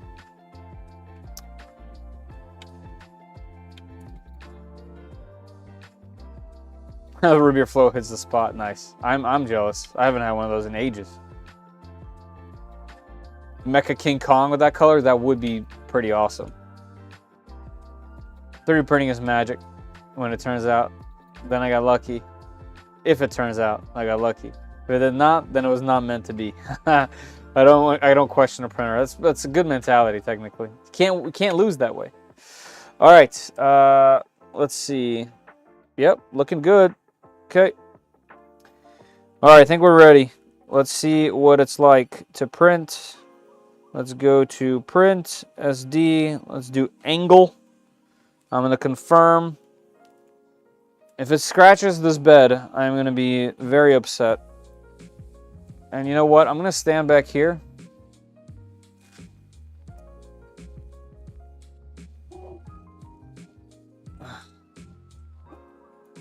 And let's see, where's baby step? Let's go 1 millimeter up. I want 0 chances of failure. And I would rather go down. Yeah, that's a lot. That's printing mid-air, which is good. I want that. I don't want this thing scratching anything. So I will click it manually a million times to get it where it needs to go, and I'm happy to do it. Oh, looks like I need to put this back to 0. 0. Actually, let's undo. How do I undo this? Because it's actually doing a raft. It's actually doing a raft. I should have looked at that number because it wasn't 0, I don't think. Well, that's a bummer. Some of you guys might know when it does a raft, it doesn't actually print at its regular offset. It goes up and prints really thick. I didn't know that. So now I don't know the actual offset, so that's good. What I'll do is this double-sided?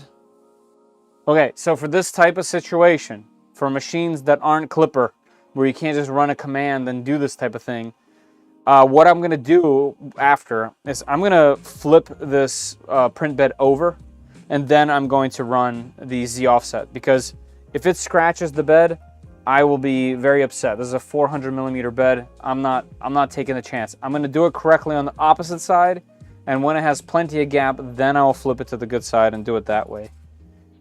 That's a trick that I have done on many times.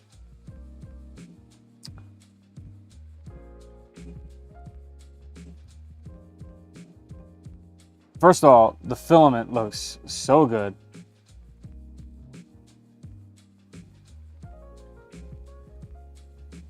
Silent printing. I can hear a fan. There's a fan. It sounds like the power supply fan. Otherwise, you can't hear the machine at all. That's nice. It's auto bed leveling, not auto Z offset. Yes, auto Z offset is very recent, so There's no auto Z offset on this one, unfortunately. And Creality is really leading the way with making sure that every machine that they make now pretty much has automatic Z offset, which everyone needs to do that. Every single print company needs to follow that footstep. It's the way to go. Nobody wants to do Z offset. No one wants to do the little wheels, you know. Hey Sabrina, how you doing? Speaking of Creality. How did you know? Look at this beast, Sabrina. 400 by 400. This thing's a monster.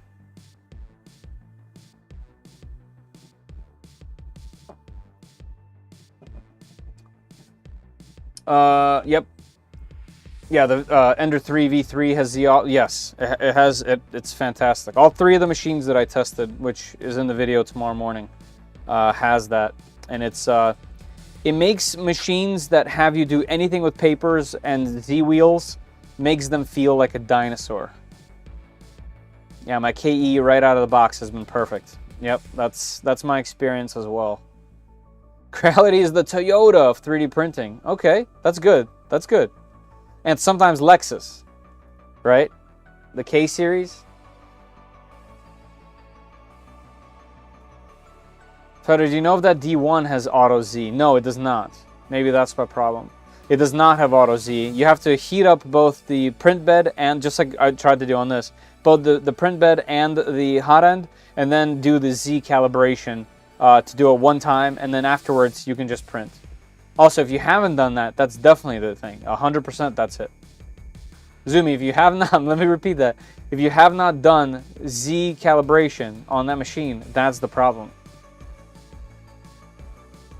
I wish I could get Creality to send me a printer to review instead of buying them and reviewing them. Well, it doesn't hurt to ask. I mean, you know, you kind of have to prove it to them, or prove it to any reviewer or company rather, that you bring some kind of value. And if they see that, they'll be glad to send you one, I'm sure. 42 entries, nice. Is there? So for those just jumping in, that's okay. I was new too. For those jumping in, there is a link all the way at the top of the chat that'll take you to a Gleam.io link. There you can win a spool of 3D Max PLA Plus. They're a sponsor of my live streams and my Filament giveaway sponsor for my live streams.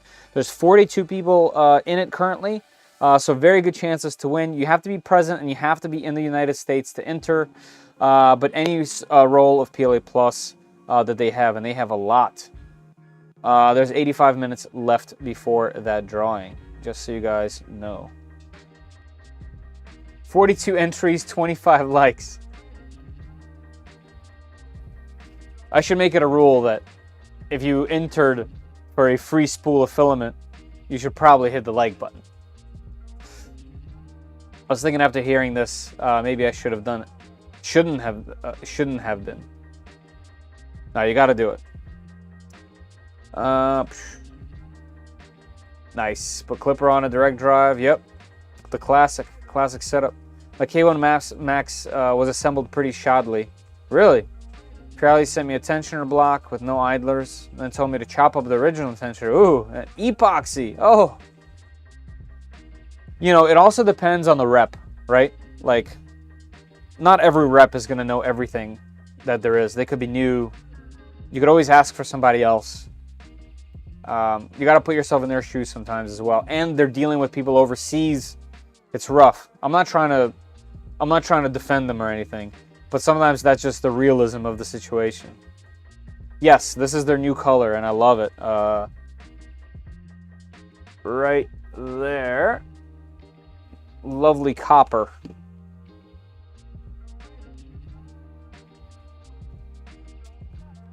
I see 50 likes. Let's see what I see. I see 4 likes.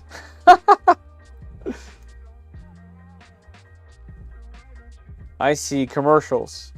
Yeah, I see 55. Thank you, everybody, for jumping in on that. Appreciate that. If you don't like the video, you don't get to win. I really do wholeheartedly recommend the new KE. I recommend wholeheartedly the SE. I think the SE is a no-brainer machine for anybody looking to get into 3D printing. I'll reiterate that in the next one as well, in the video that comes out tomorrow morning. It's just an absolute no-brainer. You know, if you're looking to get into 3D printing and you don't want to just spend a bunch of money, the SE is just, it's been wonderful. The KE, see, the KE with Clipper and that little bit of attached complexity, I think can help. It's a really good second machine. But I don't know about the very first initial jump in where you don't know anything. It might be slightly more overwhelming. The Ender 3 V3 SE is so simple, there's nothing to it. Like, there's nothing even protruding anywhere, you know? There's no exposed fans. There's nothing. And I think that would help somebody when it's their very first time dealing with a 3D printer. But yeah, the KE is wonderful as well. Maybe I shouldn't like, as I'm not in the US, so you can't win the Filament. No likes, no wins. Sorry, Jonathan. Hair stuff and cars. What's up, Colton?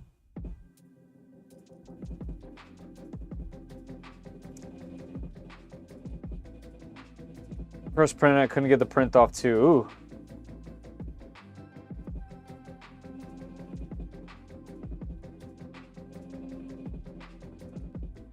Toyota.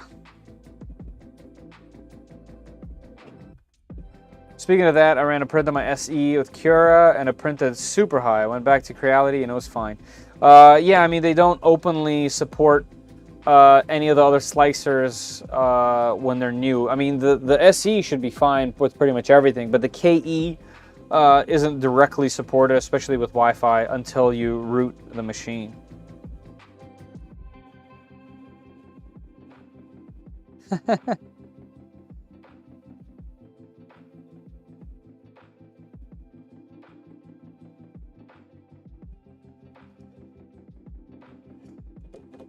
Why are you not printing a Benchy? If there was one on there, I would be. I'm still kind of worried about the Z offset.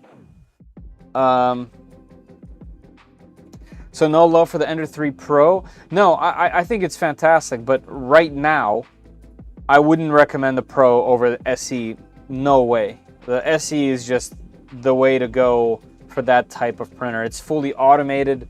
It's just better equipped directly out of the box. The only thing that I would get right away is the PI sheet. I honestly think, you know, don't take me the wrong way. You already have the Pro. The Pro is great if you have one already. But if you're looking to buy right now, I would never spend money on the Pro when you can get the SE for under $200. You know what I mean? But yeah, even just a few months ago, the Pro was great.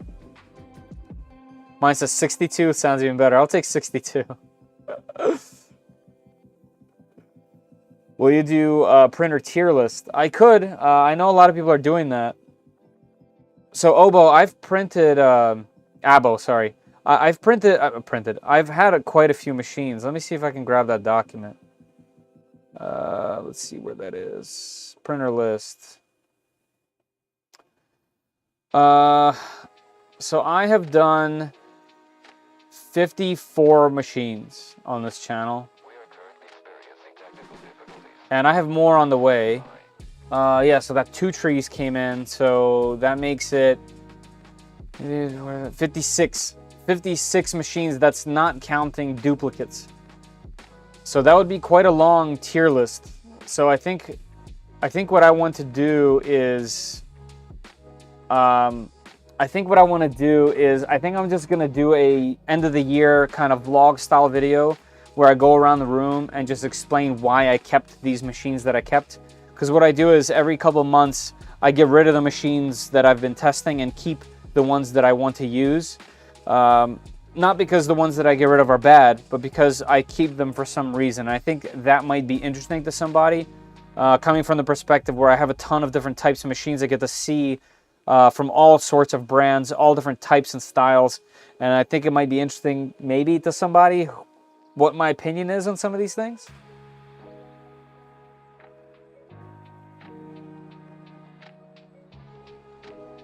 Yeah. It's missing a few bells. Yep. Still has feelings.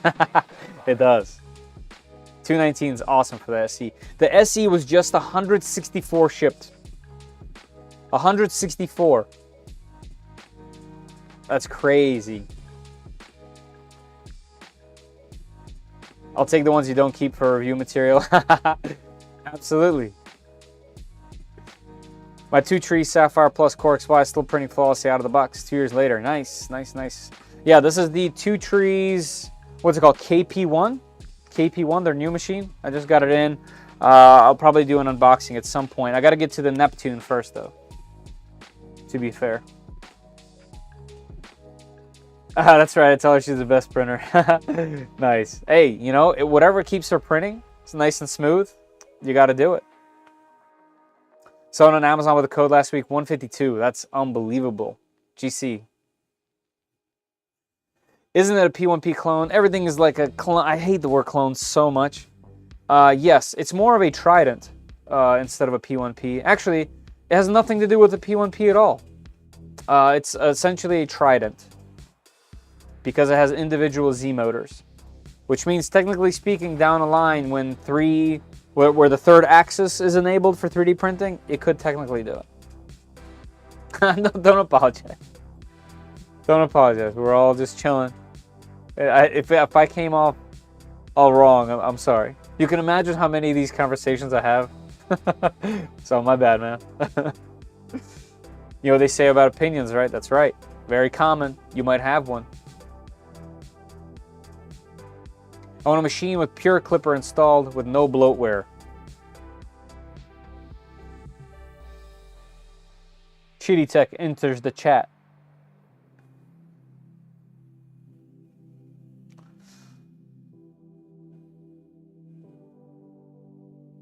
Oh, it's all good. Nice. Yeah, that's pretty good. That's a big machine for $8.99. Aquila X2 still printing like a beast after almost 3 years now. Yeah, I mean, you've had some amazing prints on that thing. And thank you for sharing them in the Discord, by the way. How many spools of filament can you store in your tubs on your printers? That is a good question. I've never counted, but they're all pretty full. Let's see, 1, 2, 3, 4, 5. So that's 10, 11, 12, 13, 14, 15, 16, 17. So about 17 spools, right? Let's see, 5, 10. Yep, about 17 spools, give or take, depending on their width. And those are like $11 tubs from Target, I believe. So, Chitty's nice and fast. Yes, yeah, Chitty, here's, if you weren't here in the very beginning, some ABS prints from it. I mean, you know, this is transparent so you can see through it. But, I mean, come on, that's exemplar. I mean, that is so flat. Yeah, it's amazing. Print bed was too small, yep. 4 years now, ooh, she's an elder.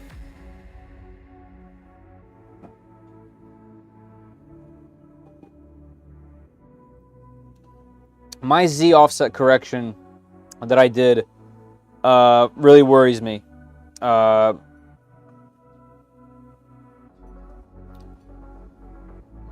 gonna have to do the Z offset before the next print. I didn't know it was going to do a raft, so I'm kind of upset about it. One thing I do want to see before I start messing with other stuff here, let's go to percentage, print speed. What are we doing? Speed, let's go 200. Oh, we can go higher than 200. Let's go 200%. This thing does not need to be crawling this slowly. We can go higher. Let's go 400% speed. There we go. Now we're talking. Oh, that's too fast. That's not gonna work. It's not gonna keep up with that. Let's go 200. Yeah, it's not going to be able to heat that filament at that rate. Back, what's the temp at? Let's see, heat, hot end. Oh, it's only a 180. Why? Let's go 210. Well, let's go 220. Once it gets up there, I'll have it go faster. 180, that's crazy low. Why would it print PLA at 180 degrees? Well, heat's somewhat fast. It's not a ceramic hot end, but that was pretty fast there to get to there. Speed. No, not flow, speed. Let's go 300. There we go. Should be able to handle it now.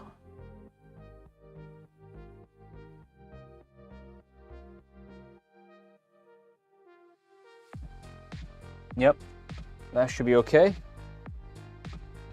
Dude, send it. 500. Turbo.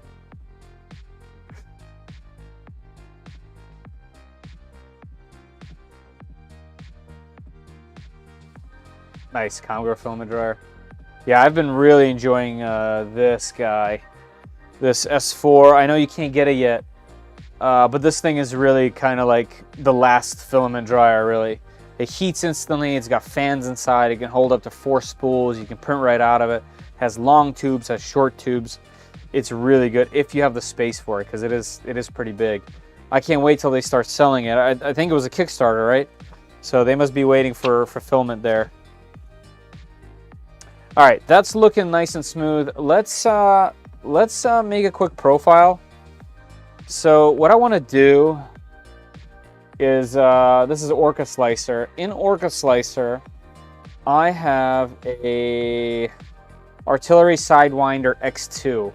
And I use this for other machines all the time. I'm going to edit this thing. We're going to make it 400 by 400, rectangular. Okay. I know we're going to lose the black on the thing here, but that's okay. Let me make sure it's Marlin, G-code thumbnails. Everything else should stay the same. Yeah, G-code, all that should be exactly the same.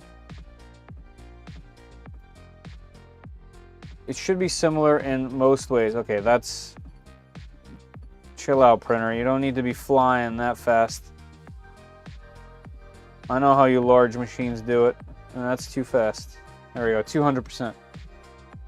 And we'll save this thing as... let's do...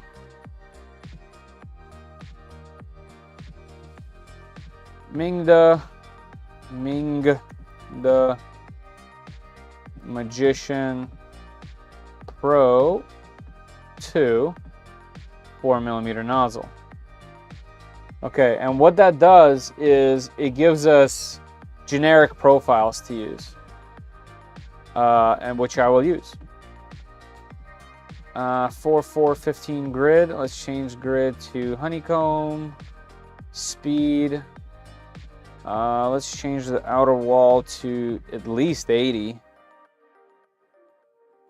And we'll see how that does.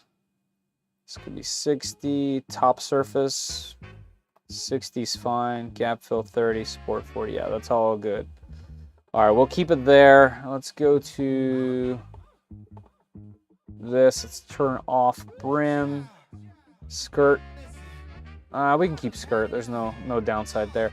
Now, what I want to do, the whole point of that, the whole point of this is I want to add a cube.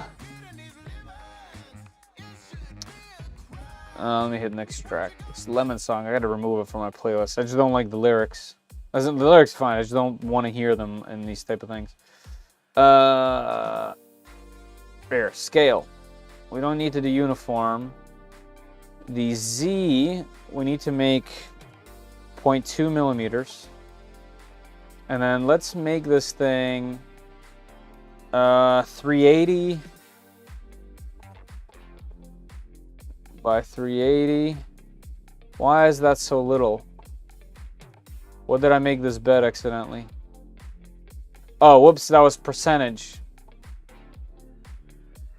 I want the size, not percentage-wise. I want the size to be 380 millimeters. There we go. 380 millimeters. This is what I want. This is what I want to test. And that means I can't have a skirt. Let's put that to 0 loops. No brim. Okay. This is what I want to do. Is the belt rubbing on the magician? Can I see some? Can see some pink showing?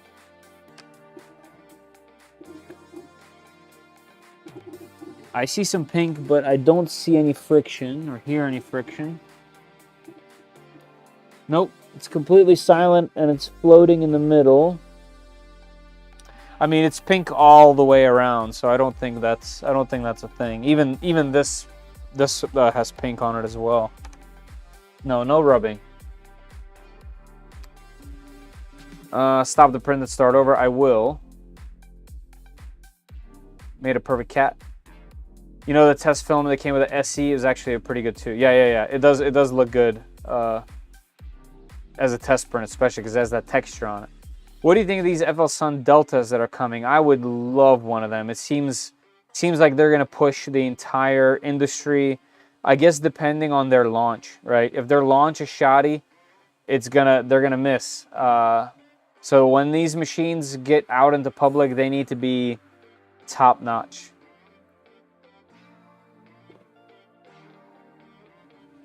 Hey David, how you doing? Mingda, yep. Same, T1 and S1 look great. Yeah, I mean, I love the fact that they decided to put the filament inside the machine. There's so much space on that thing, and every machine like these K1s are becoming more compact and just tighter in design. And I think that those deltas are like, that's how you're supposed to go. Like, that's the next step. Can you add a G-code in Creality Print? I saw a YouTube video example, but it looked like interface changed. You can always export the file as a G-code and then edit it there. I think so. I don't use it that much. I don't use it enough to know. Whenever I use Creality Print, I use it as if I never 3D printed before. I just drag and hit print. I'm a Gyroid fan. I used to be Gyroid. I used to be, but now I just do 3D honeycomb on everything. I literally use it on everything. And you can kind of see it through there, I think. Reset the scale. So SVO 6 before update. What do you mean? Scale. Hold on, am I reading that wrong? Oh, no, never mind. You're talking about something else. Yeah, I mean, that looks flawless. I know it's just the bottom, but that looks really good. And also, by the way, they have a wrap on this because the glass was too sticky and they knew it. All right, let's slice. Actually, I might as well wait. Here, let's cancel this print. Stop the print. Go back. Let's make sure the bed is still going to 60. Let's make sure the nozzle is still at 200. Let's get this guy up.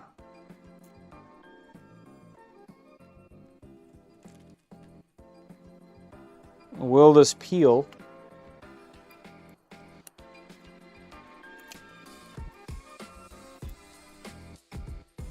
It would have if I let it cool. Maybe not.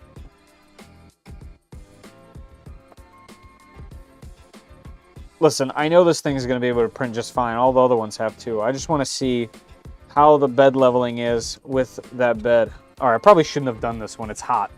Idiot. All right, here's what I want to do. I want to home this thing and then do Z offset. Will it let me do these things? Let's go home, all of it. So it homes over there. Man, I wish I remembered. I wish I looked at where the Z was. And when I do this, it doesn't let me manually do it.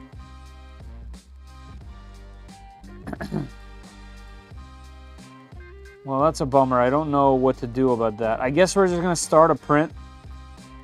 And if it digs, man, I'm gonna be upset about the digging. I don't want it to dig this new PI. I guess I'll do what I said I was gonna do. Let's flip this thing and see if it still homes okay. Can I turn the motors off? Let's see.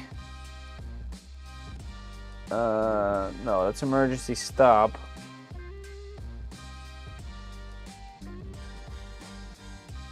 Okay, let's go Y. Whoops. Let's go move.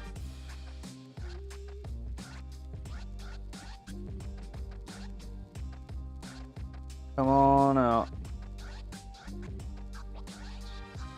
Okay, let's see if it can still home on the non-PEI side. Whew! Man, that thing snaps. You can't have your finger in there. Back, let's go home. Let's see how it does.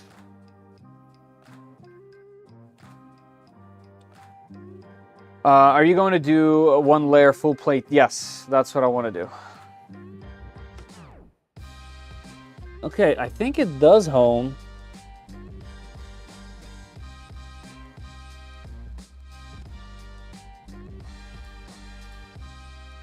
All right, we're going for it.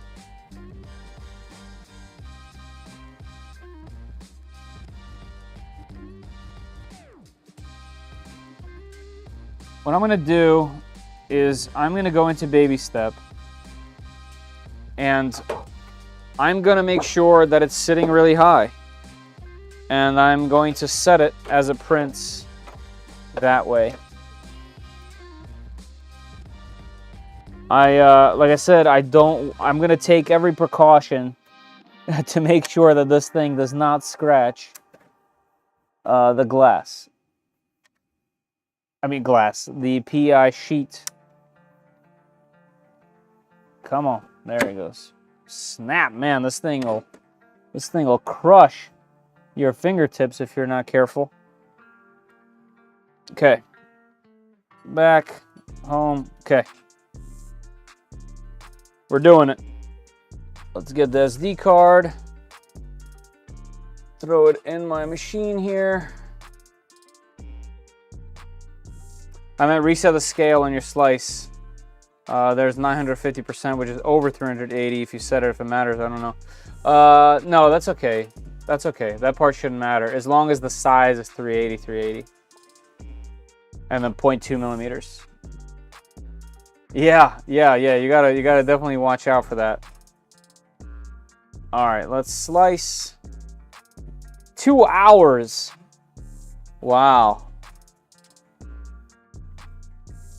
That's 1 layer, correct? So at that speed, going what, 60? It'll take 2 hours to do. I'm gonna start it. We'll see what happens. But that's the test print. Do it. Export. No name. This is gonna be full plate test. PLA. And this is another great example of why this machine should have a 0.6 or a 0.8 millimeter nozzle. All right, we're there. Card inserted. All right, let's go back. Let's go print SD card. Now we have all of our Mac problems on there. Let me clear that out. Actually, that's gonna cause some issues. So if you have a Mac and you put files on an SD or a USB, you can get yourself into some trouble with these files that are kind of hidden. See, like you can't see them in here. So there's an app for this. Let's see. Let's go to hard drive. It's an app called Blue Harvest. And we are going to clean Let's do clean and eject. All right, and deleted those things. Cleaning complete. And it's ejected. So now, you can also use terminal. Yes, you can, but it's far more annoying than a nice GUI, obviously. But yes, you can. You can also use Linux. So now, if we go to print SD card, there we go. It's nice and clean. There's no nonsense in there. All right, full plate test, confirm. And I'm going to go to baby step. I'm going to set it to 1 so that I can very quickly launch this thing upward if we need to. Better slumming it by loading, slumming and manually loading files right now. That's true. That's true. I do miss the Wi-Fi's.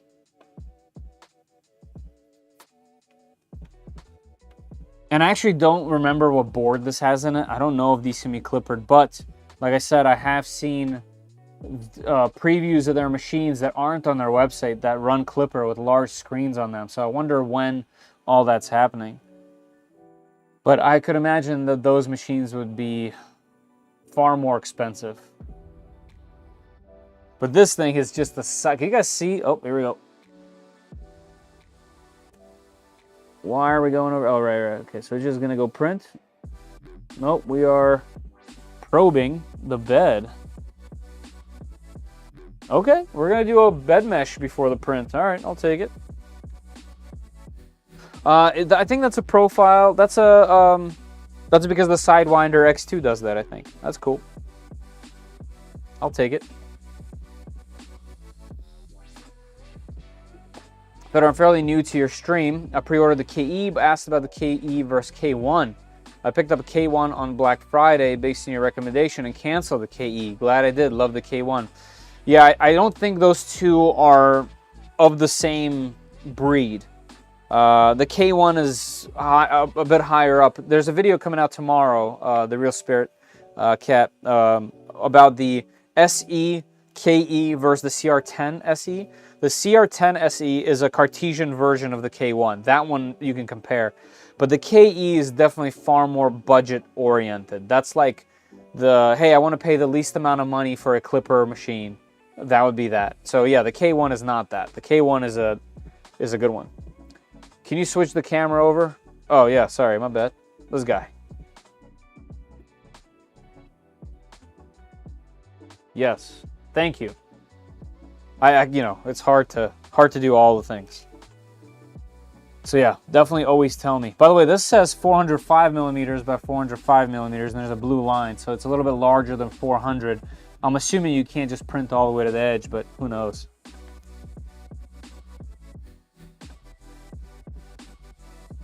Why can't this do auto Z offset? It's literally using the nozzle as a probe. If this was Clipper, I would easily make that change in code. But I don't know how to do that in Marlin, and I wouldn't even attempt. All right, let me have my trigger finger on the on the baby step option.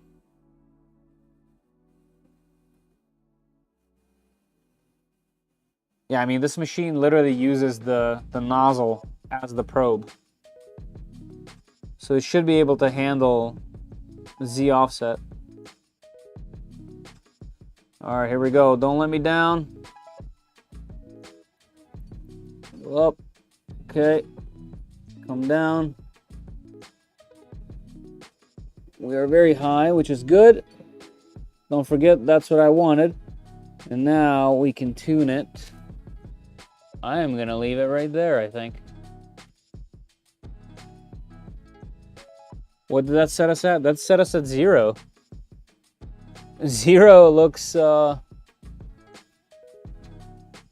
maybe a little low. Let me get a little higher.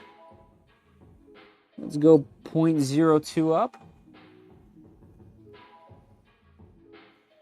I can't see.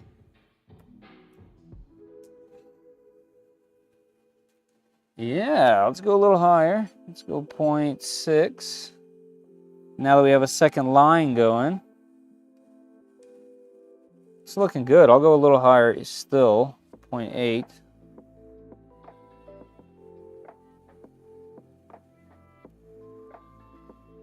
Yeah, it's definitely too close, but that's okay. We're just testing. Now, and then one of the cool things about these machines is there's a save button, and it saves it to EEPROM. So you don't have to adjust it ever again. You just need to do this once. It's almost fun. Here, let's go 0.18. Let's go higher.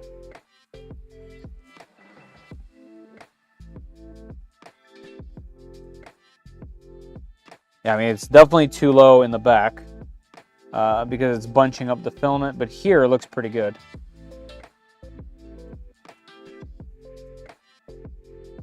Yeah, it's too close over there as well. Let's keep going up.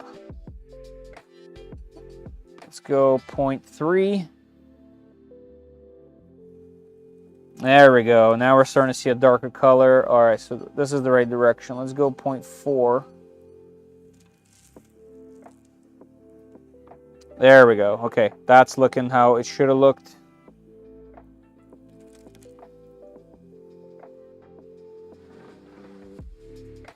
I'm pretty happy with that.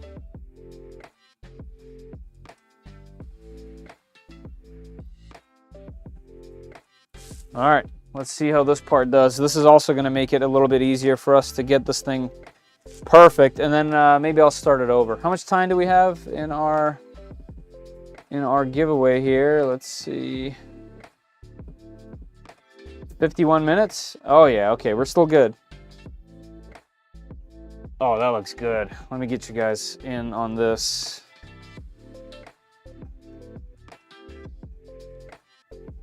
See if I can get my camera in there.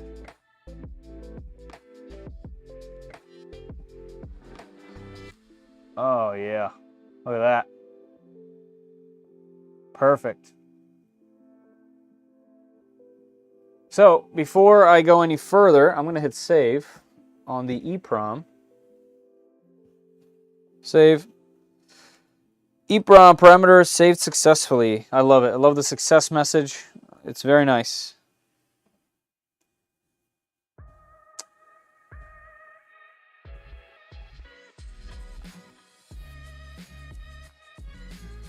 Imagine there's a hysteresis with the load cell that will affect repeatability.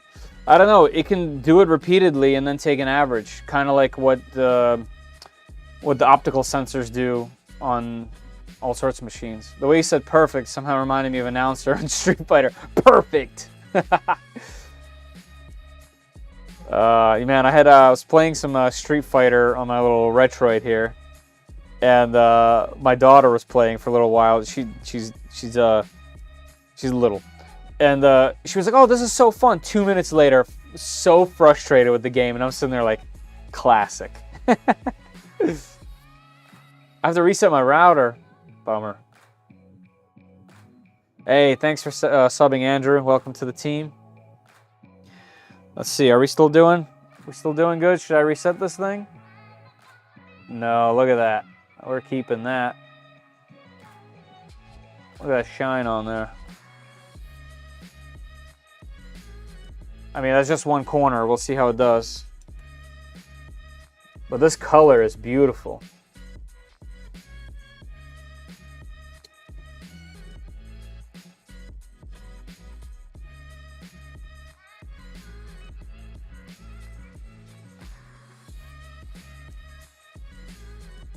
Will this really take 2 hours to print? I think that might have been wrong. We're already 12% in. Any mathematicians in here? Is there a time limit? So it's been 8 minutes and it's 12%. If that was 10%, that would take 80 minutes. I mean, that's not 2 hours.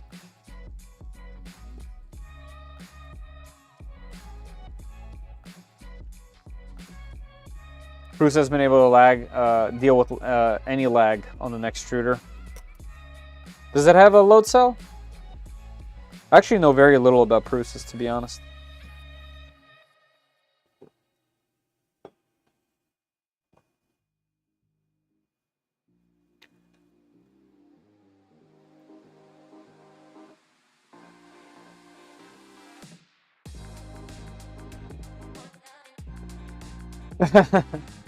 Yeah, I can't do math. I do art. I went to art school. I went to an art academy, okay? I ain't doing that.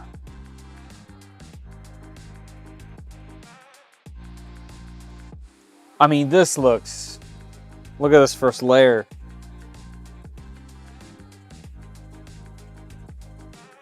That's an exemplar first layer. Obviously, we're going to see in the middle what this thing is all about. But, you know, if a printer company wants to flex, okay, if there's a printer company in here for some odd reason and you're watching, if you guys want to flex about your machine, stop putting things like this on your SD cards. We don't want this. What we want is a benchy. And also what we want is this. This is how you flex. If you can make your machine out of the box with minimal tuning, do that. You're going to win somebody over. So do that if it can do it. 80 minutes, if you're 10% at 8 minutes. Right. I did that. I know that math. That math. So right now we're 11 minutes in at 14%. Yeah, the extruder does more than just on-off. It measures the load cell value constantly during prints. Kind of cool. Oh, nice. That reminds me of this little guy that I've yet to install because I get overwhelmed with everything and not do all the things that I want. Where did it go? Uh-oh, did I drop it somewhere? The PD sensor is what I'm looking for. What did I do with it? It was right here. Well, I think I might have dropped it in the back, which is not good actually because that's way deep into there. Well, that's not fun. I thought it was right here. DB sensor? I don't remember what the full name was, but I really want to use it. I was waiting on a mount for it. Great. Okay, I'm going to have to write myself a note. Oh, it's right here. I put it right here. This guy. BD sensor. It has active Z offset. Even if you put something under it while it's printing, it'll go up based on that Z. It's a cool sensor. I really want to use it.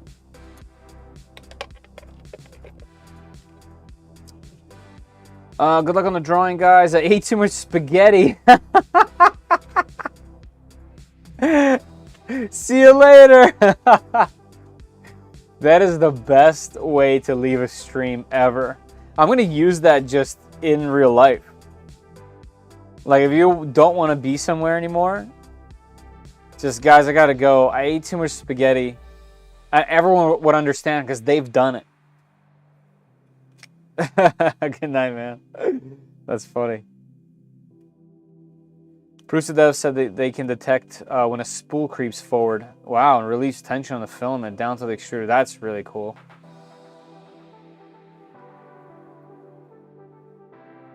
Hey, Juan. Quick question. How to connect runout sensor on Ender 3 V3 SE? That is a good question. I don't think you can just plug one in and have it work. It has to be done in firmware. I think the only way you're going to be able to do this if you somehow reflash the machine, which you're not going to do probably. The only other way I can see you do that is if you use something like a clipper pad, like a nebula pad or a sonic pad to run some version of clipper. Then you can easily add whatever you want by plugging it in. But I don't think you can plug one in and just have it work on the SE.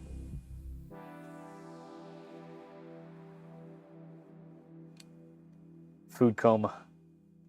Spaghetti food coma is a real thing. Oh yeah, 100%. Sorry, spaghetti night. Guys, listen, if you ever want to leave the stream, that's what you need to say. That's what you need to say. I run Clipper on a $50 laptop. Yep. Yep. Good, that's my next upgrade. The filament sensor or a pad of some sort. Yeah, if you can get the Nebula pad will work with the SE right out of the box. That's another thing that I cover in the video that's coming out tomorrow morning. Pad, nice, okay. Let's see how we're still doing. Looks like we're a hair close over here. Let me do a little higher on the baby step. Let's go 43. Actually, let's go 45. Save.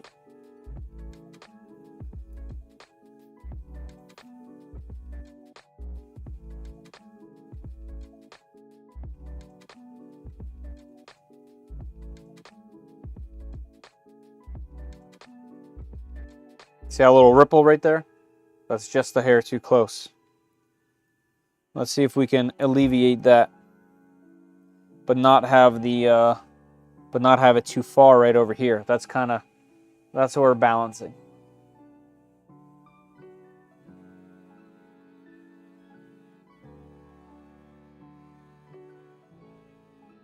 Looks like we're right on the cusp of being just a hair too tall back there. I don't want it to be too tall. I'd rather it be too low than too tall. If you are too high on the print bed, you will lose a print. If you're too low on the print bed, you will not lose a print. Let's go back to about 42. Let's hit save. Yeah, I mean, if there is a low spot here and there, I don't mind. What I mind is high spots. I don't want high spots. Yeah, so 0.45 was a little bit too tall for the rest. Cool. I dig it.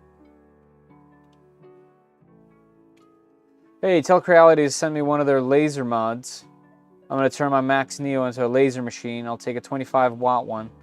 But if they say no, then tell them I'll take the 10-watt. I'll have a chat.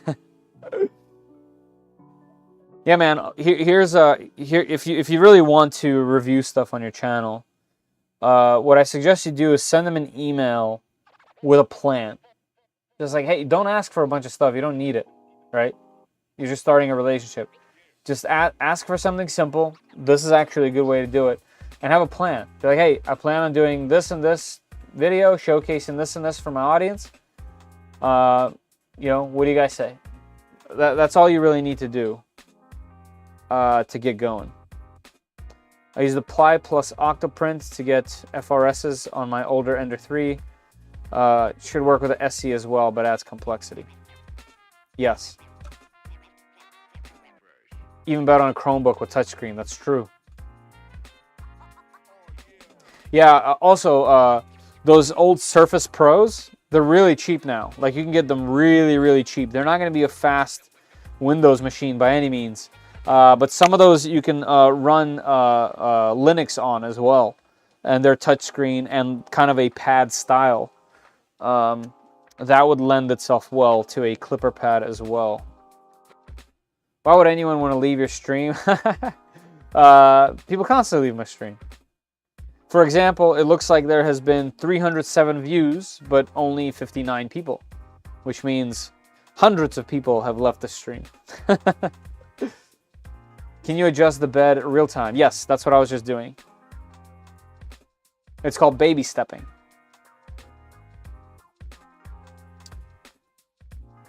Creality do list FRS as an optional accessory for the V3 SE, but they don't outline how it hooks up. Right, that's the problem. I personally don't know. That machine runs Marlin. You can't just plug stuff into Marlin without running a new configuration. I'm not sure. I'm not sure.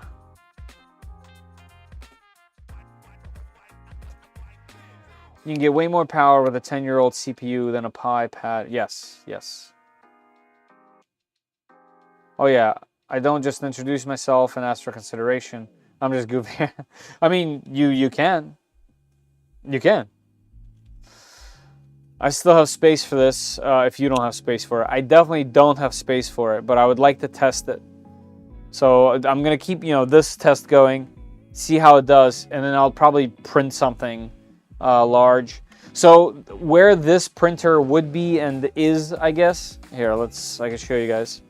I have this guy. This machine is obviously massive. It's about the same footprint as this, actually. But it's Core XY. It's not 400 by 400. It's what is it? 340? I don't remember, but I want to do stuff to this. I have a bunch of plans for this. I have a bunch of electronics waiting for it. So that's my goal. And that is taking the space of this. And that's another reason why I've been hesitant. I just have no more room to put a machine like this. But I really want to test it. I want to showcase it because I like these machines. I always have. And I've always kept one around until very recently, until that machine came around. And I still recommend these things all the time. I love how easy they are. Anyone can get into one of these machines.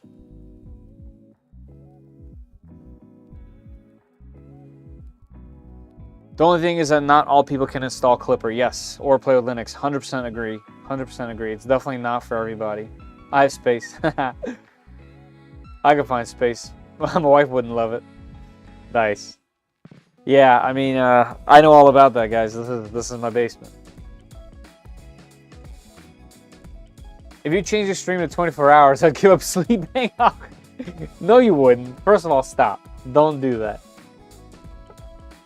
Get rest, food. You know what I mean? I remember I was talking to someone who does exercise streaming on Twitch. He has regulars that he comes on some set amount of time per week, and he just exercises while streaming. And I remember he was telling me somebody came on and asked them to do, like a week straight, like a marathon stream where he wouldn't cut off, and they were wondering like how much that would cost. And we were talking about that one time. And that's wild. That's like a wild thought to have a stream on like permanently for some period of time. Like that's some movie stuff, you know?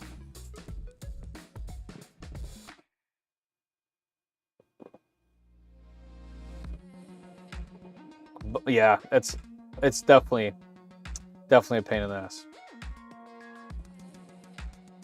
Plus the plug is different, yes. Yeah, I think he uses whatever that other pin is for the screen.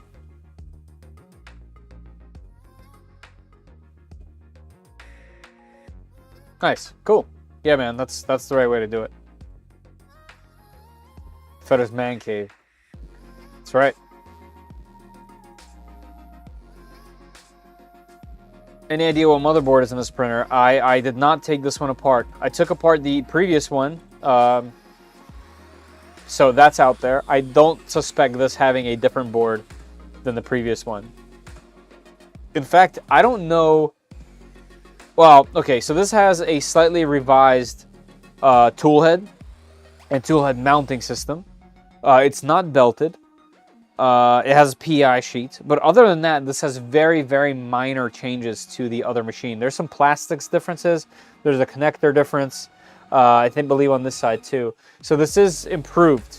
I would buy this over the old one, definitely, just for this bed alone, technically speaking. But they're not vastly different. So if you check the other video where I took this thing apart, I bet the information is there. Never. Let me know when you're changing the 24 hours. I will. You'll be the first person to know. Can't have them in NZ, really? Bloody earthquakes. Oh, okay. So I used to live in Uzbekistan, and we lived in a 9-story apartment. Well, not apartment, condo. And we were on the 8th floor, I believe. And yeah, there were earthquakes all the time. I'm very familiar.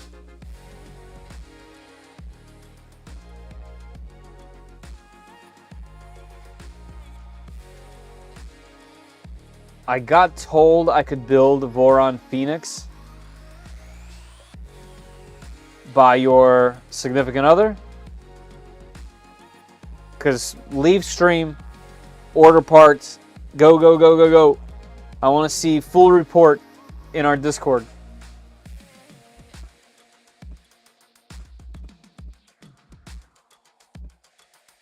Can't tell you how much I've fallen in love with 3D printing. I'm an old Army vet. Thank you for your service.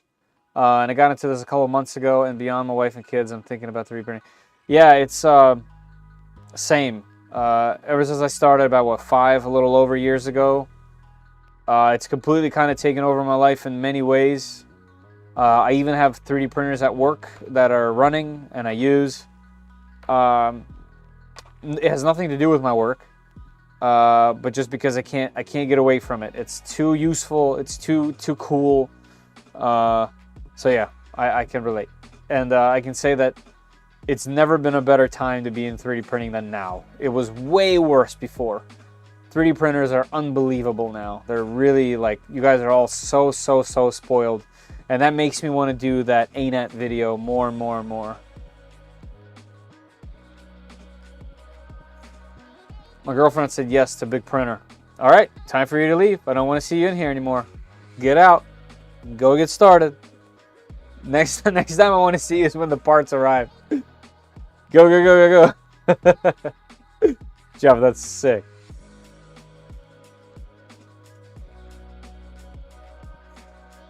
Uzbekistan, awesome. What were you doing over there? I was born there. I moved to the United States when I was 7 years old.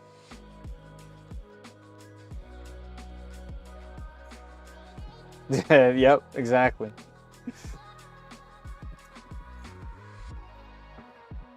Pathfinder 3D printing is relaxing from the same things we do every day. Come to work and I need some, yep.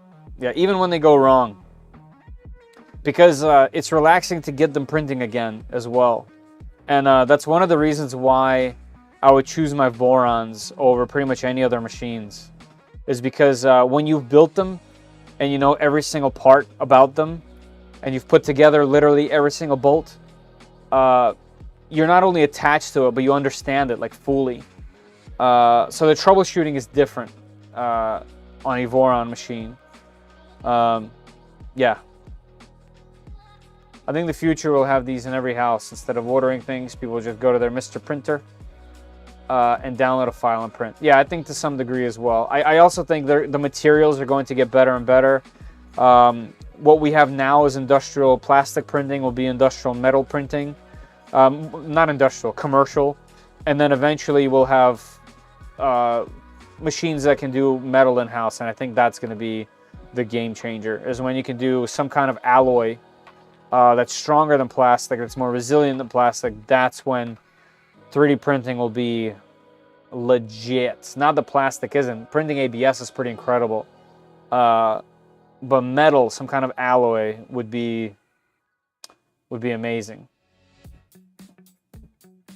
Release is January-ish.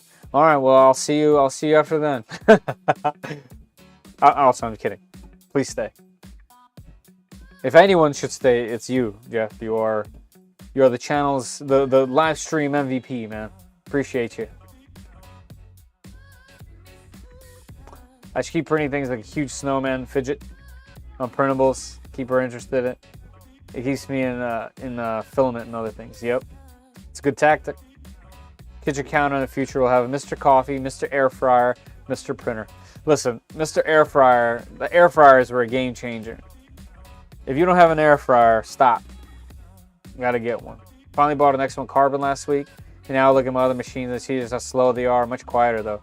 Yep, yeah, that's a typical scenario. X1 Carbon's an absolute beast. Just don't print anything that has an NDA attached, because you are quite literally sending that sucker to China. But for personal things, it's awesome. Fantastic. Warren is a tank. Yep. Ah, hence the Fetter. I was trying to place the name. Awesome, man. Living an American dream now. Basement full of printers. Yeah. Yep. That's right. Is there food-safe plastics? Yes. I believe, PETG is more food-safe than others.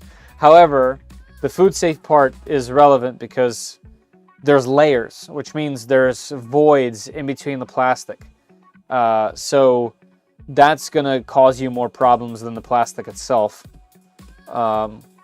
So pretty much any 3D print can be food safe if coated in something that fills in the voids. But yeah, I think PETG is the closest. I don't remember off the top of my head. That's something you got to look up for sure. But yeah.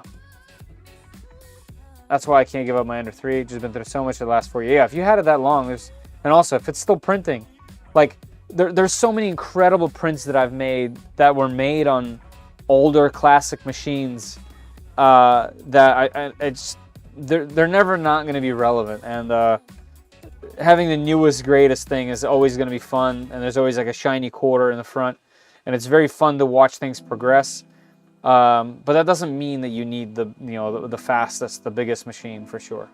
Pie printing, yeah, or spaghetti printing, like actual spaghetti. Like you put in some ingredients and it just makes noodles and the meatball. Now I'm hungry. 26 minutes left in our giveaway. We got 54 entries. I think that actually marks the most that we've ever had, which is kind of cool and fun. But that's still a super high chance for you getting a roll of filament. So stick around, and in about 26 minutes, we'll choose a winner.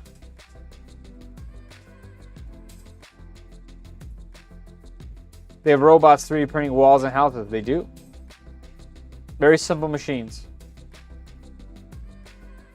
Have you tried cannabis?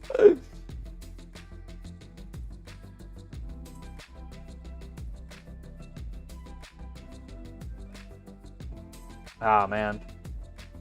Sorry to hear that you got hurt. 3D Pathfinder. I'm allergic to THC. Oh, bummer. I'm trying cannabis right now.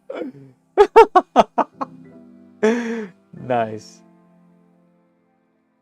Tots with taco seasoning. Yep.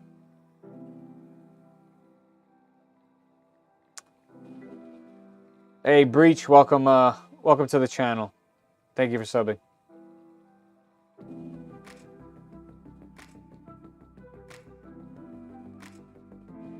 Do or do not. There is no try.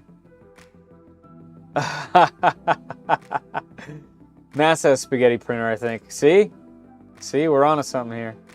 So, spaghetti printing is easy. Just get those meatballs and pass the nozzle.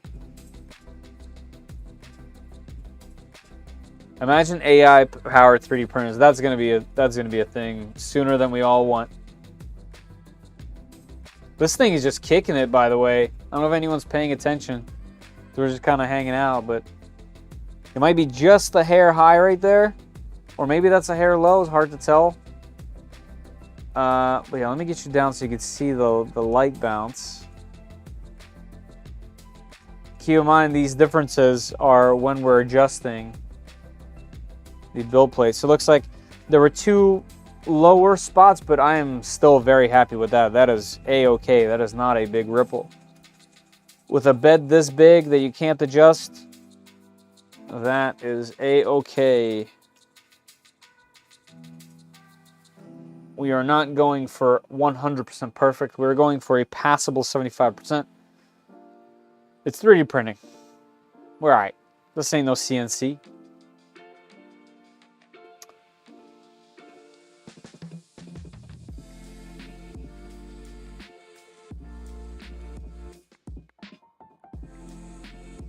San Fran to California to Portland. Or we were homeless for 2 years. Ooh.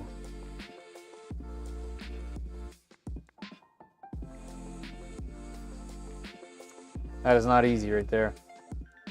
Came back with all my limbs.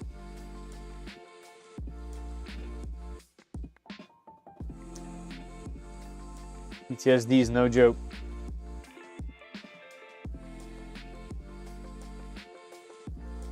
Print in place human organs. I've seen a couple. I'm allergic to Prusa. Hey, Solo, thank you. Appreciate that. Thank you very much. That's very kind. Very, very kind. And welcome to the 5 members to the YouTube membership.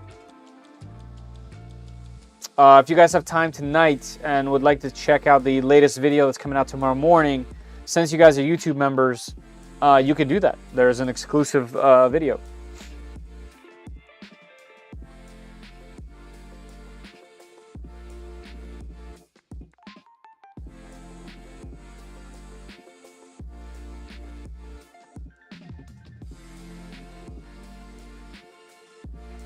Oh man, one of my brothers was in the Navy and got stabbed in California.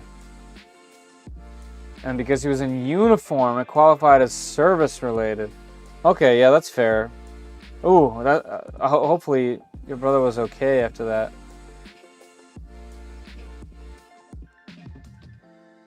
GG, that's right. Thank you.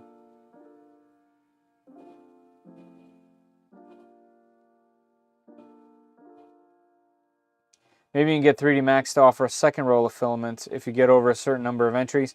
What I would like to do with this is I would like them to maybe give us access to PETG and ABS first before giving more spools, because they are open to giving me several spools per week.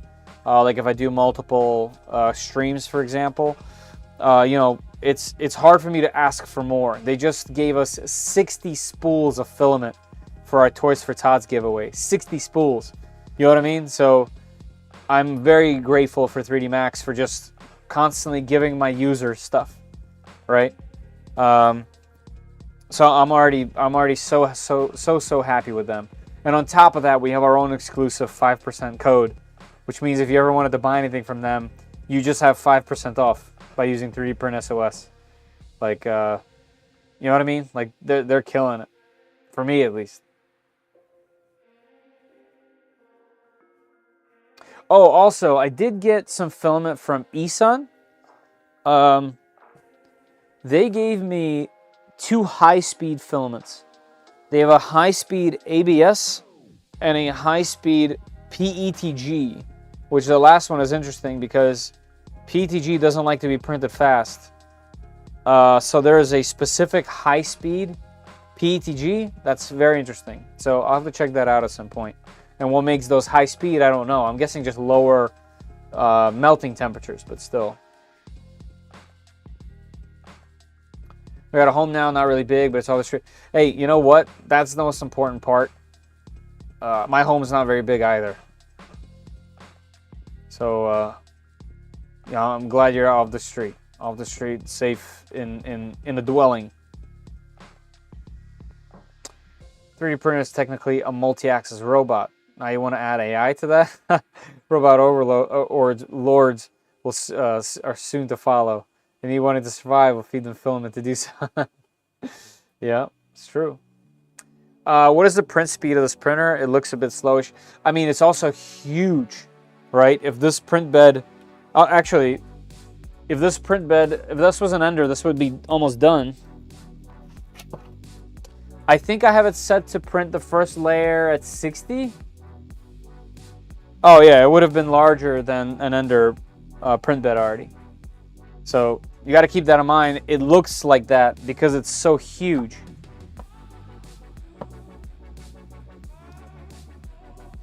But yeah, I just set it manually. Hold on, let me check. Orca speed. Oh, I have it pretty slow. 36-ish. What do I have the first layer to? First layer is 35. Ooh, okay. I have it set to 35 millimeters, so it's going pretty slow. But that's me. I set that manually because this is a manual profile. It is definitely capable of going faster. I just want to make sure that this thing is leveled and it's not going to scratch this crazy PI. That's way more important to me than speed. So I want to stick to the first slow stuff, and then, you know, I'll start to print benchies and all that fun stuff. As always, appreciate you and your time, Feder, and I appreciate you for joining me. I wouldn't have time if you guys weren't here, you know. Hey, another 5 memberships. Thank you so much, 3D Pathfinder. I truly appreciate it, man. You guys are very generous. Thank you. Appreciate that. And welcome another 5. That's how many do we have? It was 10, 5, 5, 5, right? So 25 new members today. Awesome. Thank you guys.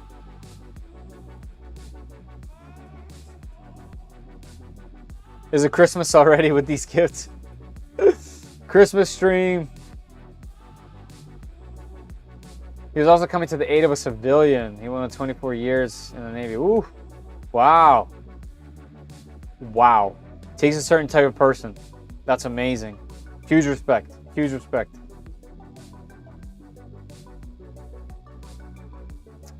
I've wanted to try the Filament for so long. Finance has been the only reason I haven't. Which one? Digital. Sorry, my chat's like I haven't. It's, you know, I'm just slowly scrolling through, reading each one. Black Esun PLA Plus is my favorite filament. Nice.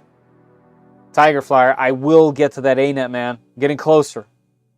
Getting closer. There's 2 printers away from it now, instead of like 6.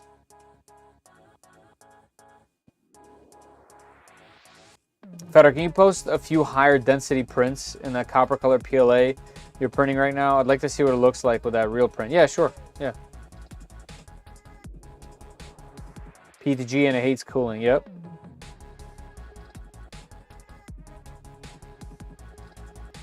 But there's new build plates coming out to the market. PEOs and Garolites and such. You should reconsider the build. You're a true OG if you remember that, actually. The fact that I was trying to get all the build plates. So I have this thing that I'm de-stickering, and my fingertips. Where's the camera? My fingertips are destroyed from this. This was a Ender 3 SE build plate that I just hate so much. And I tried to take the polycarbonate off because I want to add my own stuff to this. Like carbon fiber sheet and whatnot. And this is a pain. I got to take this off now because I half started and now it won't level right. So, yeah, I mean, I'm still definitely open to doing that. I just, as you remember, Uncle Jesse did a video and it was literally exactly what I was trying to do. So there's no reason for me to do it after he did it. You know what I mean? So all that stuff has just been collecting dust down there. 3D printer is a light CNC. It is, but different because of the mess, right? Punch at ludicrous speed.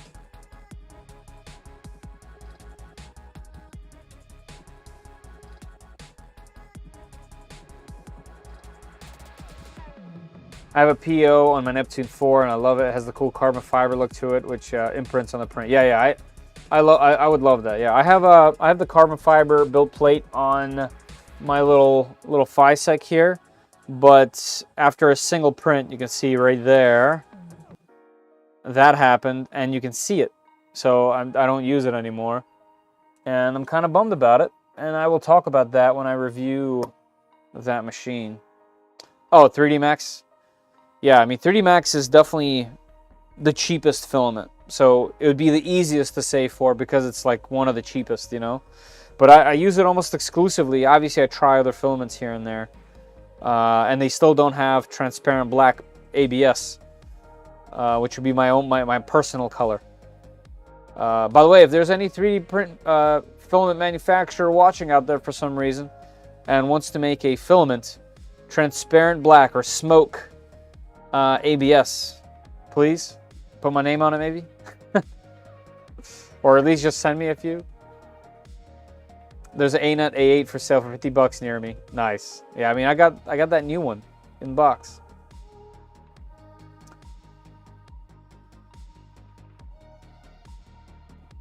Debilitating Gugon for a bit. Yeah, I have some Gugon. I gotta grab it. It's in the garage.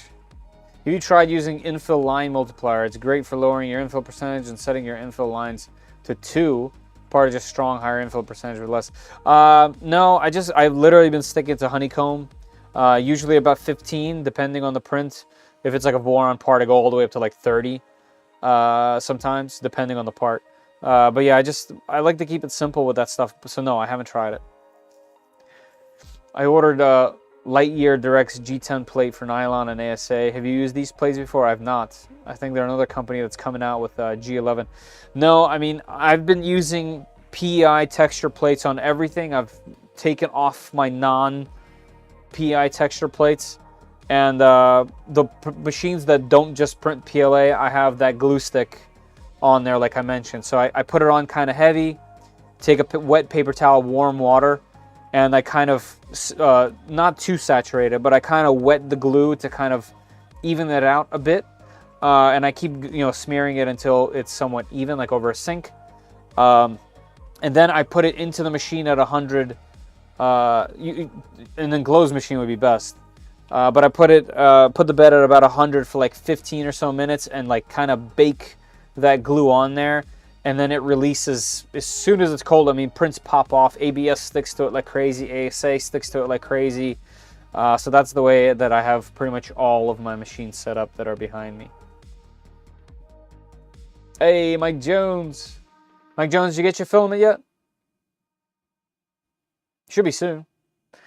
Did you ever try that carbon fiber vinyl sheet? No, I have not. I've used it for other stuff, but not for printing. Zumi, that's what I want to get rid of that glue on that build plate for.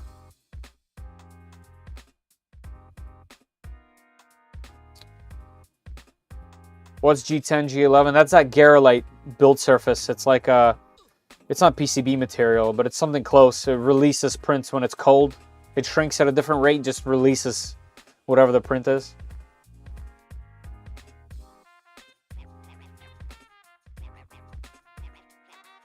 Yeah, it's Garolite material, that's right.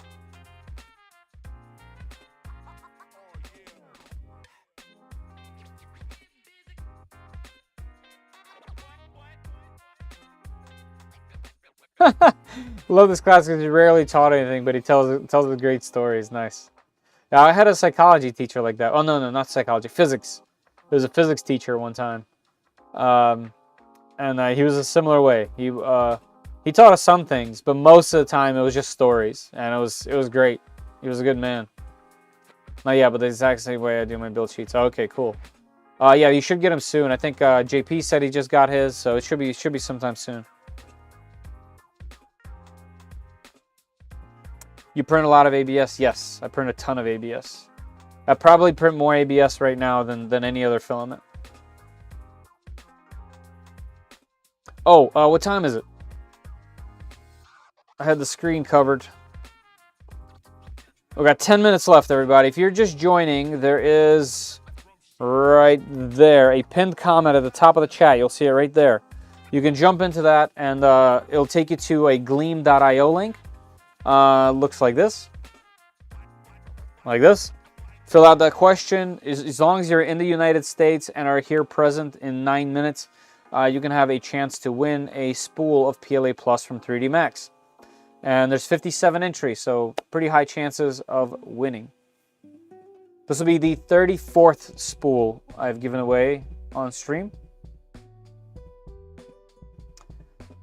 Something about just watching that print head go back and forth just soothes the soul. Another thing is that it's silent. I hear the fan that's on the back down there somewhere, but it's just going.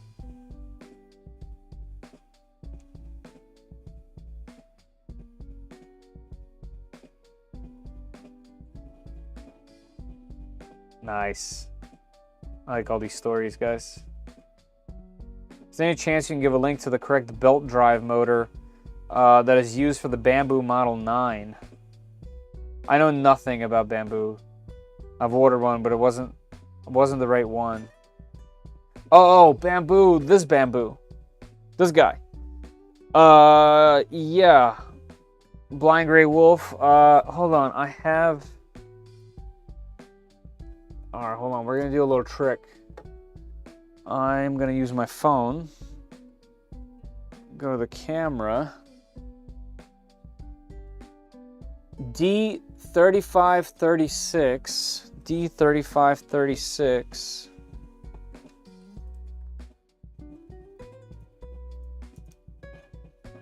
Let's see. D3536. I think that was the original or the larger one. Hold on a sec. Yeah, it is the orange motor. So this one is the one that I would recommend. Oh, right, the KV, right? Dang, hold on. 750. 750 kV. Let's see, 750 kV. Here, let me get you this. 750, 35, 36. Oh, right here, hold on, it said purchased. Right here. $19. So this is the one that I would recommend. Because it gives you more power. Here's the link. You can get the specs for it if you want. You might have to print. I don't remember off the top of my head, man. It's been so long since I did it. But if you watch my video, my build video on it, the information is there. So I went through 3 different motors on it. The first 2 were just too weak. This one has way more low end and just has a lot more torque. And it's, you know, it's $20, so it's not gonna break the bank. I don't remember what original KV they tried to put on it, but this one is larger. Hopefully that was helpful. It's hypnotic. Yep. The glass on my bed, for the most part, it works good. Yep. Glass is mostly good. Just the PI sheet is a game changer. It's better than glass because you can just pop it off. You don't have to use clips. That magnet, it heats up faster, cools down faster, all the stuff. So it's definitely better than glass. But, you know, think about how long people have been using glass just fine for a while.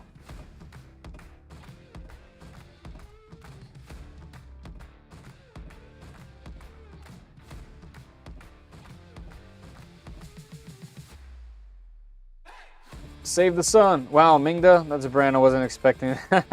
I've Save the Sun. I have had every single one of these machines except for the most recent Max, I believe it's called. So on this channel, I have literally featured every single one of these.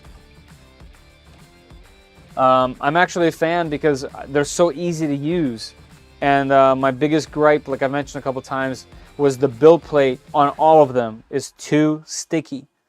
I have broken prints. I have destroyed the print bed instantaneously. They're just too sticky. That has been my biggest critique to their machines. Along with, they have big machines with 0.4 millimeter nozzles and non-volcano hot ends. So, but you can make this a volcano hot end very easily. You just put that on there. Or technically a CHC would be even better. A CHC, what's it called? Heat break. With like a 0.4, I mean a 0.6 or 0.8 millimeter nozzle, that would be great. But yeah, now that this has PI, it should be good. Looks like we might be, you can see it in my video over here. I can't see it in person. That's a little bit too high right there.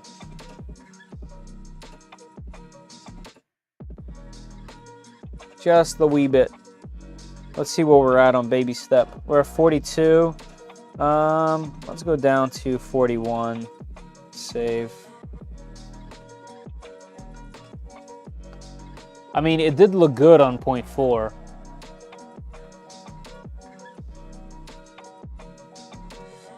But yeah, I am very happy with that. With all of it, really. Yeah, is this a little close or a little far? I can't quite tell.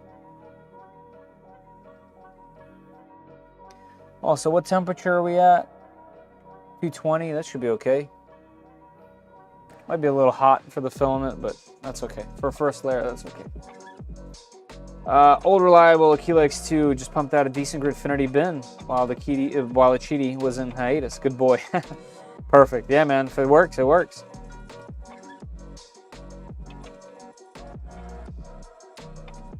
Power. Always need more power.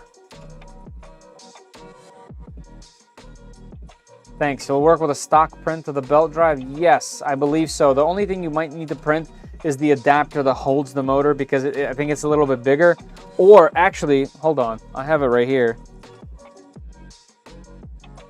Blind Gray Wolf, hold on, I can tell you. I think I used washers. Whoops. Yeah, I just used some what's it called? Some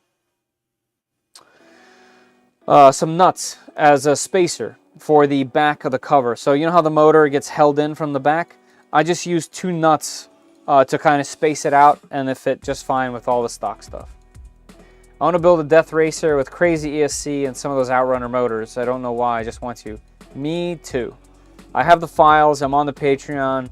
I kind of downloaded it and opened it and then closed it because I'd want to like customize it a lot, and that's such an investment in time. I can't. I got to do the plane. I got to do the A-net, you know what I mean? So I stopped, but I really want to. I admire them so much. And I had so much fun at the show at Earth watching them. I was just thinking about getting a cheaper machine with a large build plate this morning, and I see you running this machine. Is this the machine you'd recommend? So I've had 2 of these larger ones, the Pro, the original Pro, which my only critique there, like I said, is PI. And then this one, yeah, I mean, I've printed tons of huge things on it. I printed this thing on it.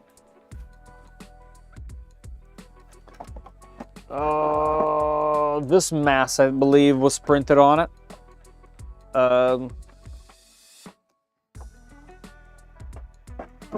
Yeah, I mean, someone in here earlier was saying that they have the Anycubic machine that's 420 by 420.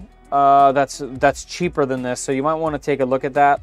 But this has the, you know, auto bed leveling, which the other machines probably do.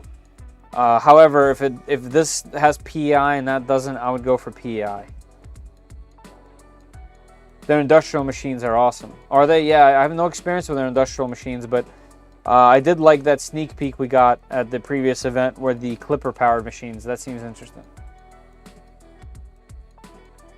Yeah, D-Norris still going live. Yep. Still here. We got 55 seconds left. If you guys want to jump in, 59 entries. Somebody make that 60. There's a link in the top of the chat that's pinned for your chance to win a roll of Filament. All you have to be is in the United States and have to be present for the drawing, and you can win yourself a roll of 3D Max PLA Plus. Little light spot, I can see it. Yeah. There's gonna be some spots.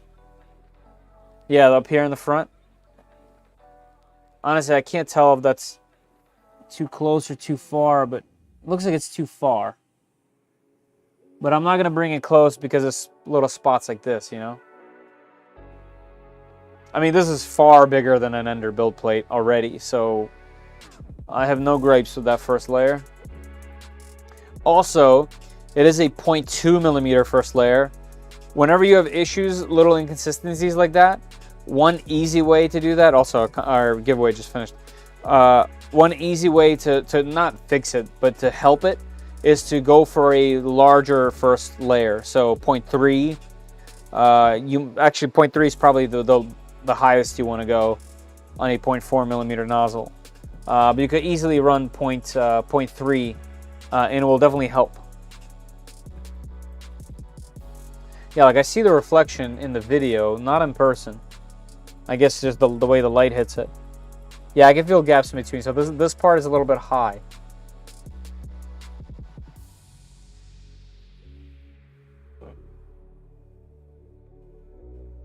Hey, Luppy here. What's up, man? How you doing? You're gonna need to lower it even more? Yeah, a little bit probably.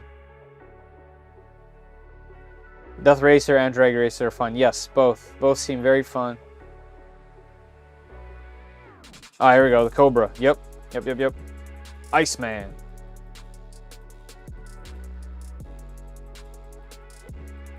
Iceman here. You play D2? You're not the Iceman, are you?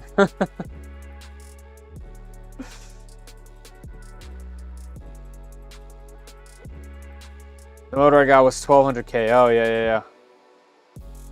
Yeah, that's wrong probably, Blind Gray Wolf. There's a trick I do. I said the width of the first layer to 0.52. Yes, squish the layer. Yep. That's another good way to do it. Holds great, especially with the extruder PI sheet. Yes, that's the other trick, is go wider. I was on that track. I just got distracted. But have you seen the Ender 3 V3? No. I believe the only person with one is Sam Prentice. This fella. Oh, let me put him on my head. Here we go. This guy. I believe he's the only one with one. Just entered. Nice. Did you make it? 59? Okay, 59 people. I will choose a winner in a second. Oh, they're already out? No, they're not out yet. They're not out yet. They're going to come out next year. No, the V3 is not. So, 3D Pathfinder, there is the Ender 3 V3 SE and KE, but not just the V3. Just the Ender 3 version 3 is a whole different animal.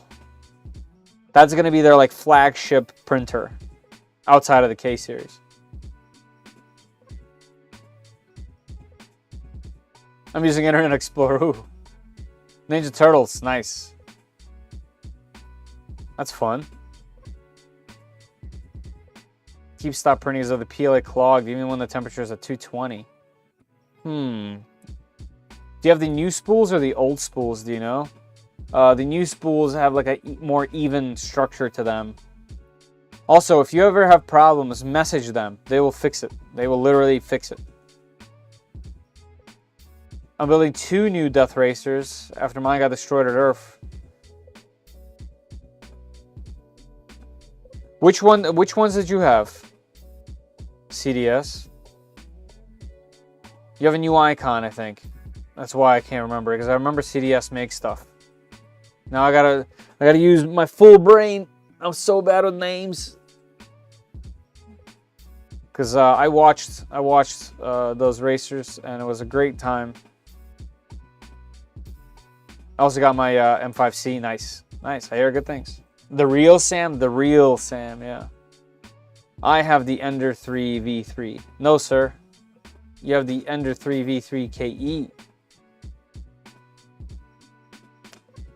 East Coast Rap Festival, Mr. Flork. These naming schemes are getting worse. Yes, I mentioned that in the video for tomorrow, B Cuddy. It's kind of crazy. Yeah, time is over. I'm just catching up with the chat, and then I'll pick somebody. Also, just FYI, Micro Center has an exclusive on the A1 and all US stores tomorrow, or the 14th, right? Oh, okay, yeah, that's right now. Yep. Earth, soon to be 3D Printopia, yes. Yeah, B Cuddy's chilling over here in the background, being a lurker. They'll have them in stock, not sure the limits. All right. Okay, everybody, let's do this. Let's do the giveaway. I am going to go and open this in my other browser. Win a roll of filaments. Let's go ahead and do winners. I'm going to hit draw winner. We are going to pick one winner. Hit draw. You have to be in the United States. You are in the United States.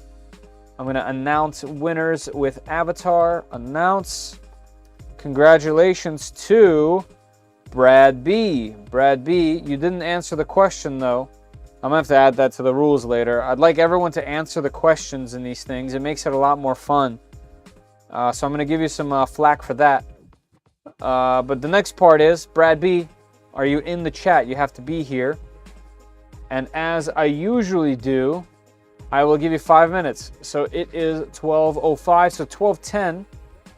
I will choose another winner if Brad B does not come forth in the chat.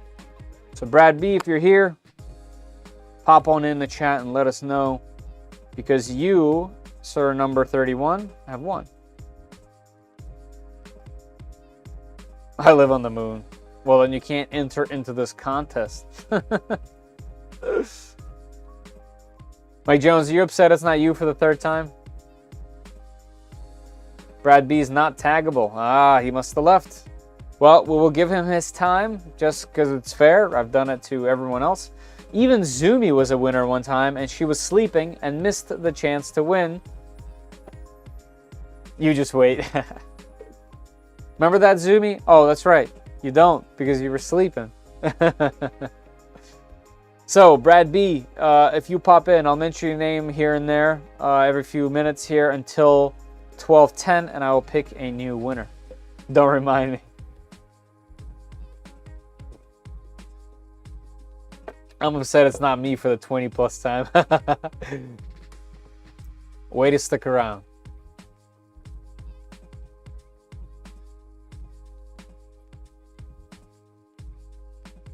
Yeah, there we go. He does. That's right. You did get it.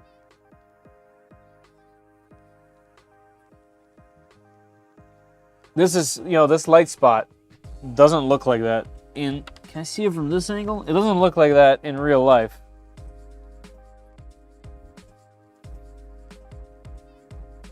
It's just the way that it reflects light.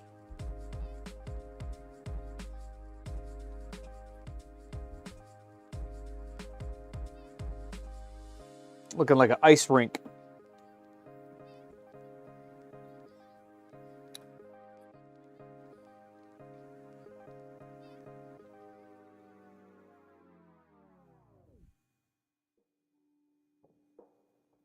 Oh, it's definitely high here. Let me show you this, guys. I'm gonna have to go lower. Oh, I can't reach. This printer is so big, I can't reach to the back. You guys see that?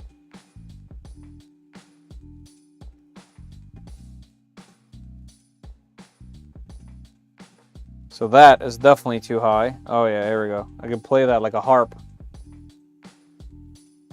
But not here. That might be low. That's why it's matte like that. But yeah, the fix to that would be to make a fatter first layer. And that's a good way. This was a really good way for us to test it. Yeah, the one guy who doesn't need filament because he's Magic Closet where it magically appears and he gets my filament. She was eating spaghetti.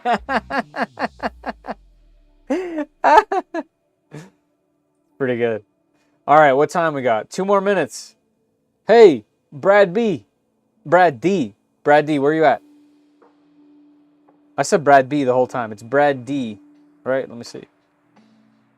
Yep, Brad D.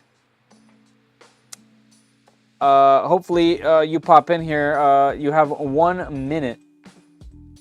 Brad D, you have won yourself a roll of 3D Max filament, but I give everybody 5 minutes because one of the main things is you got to be present.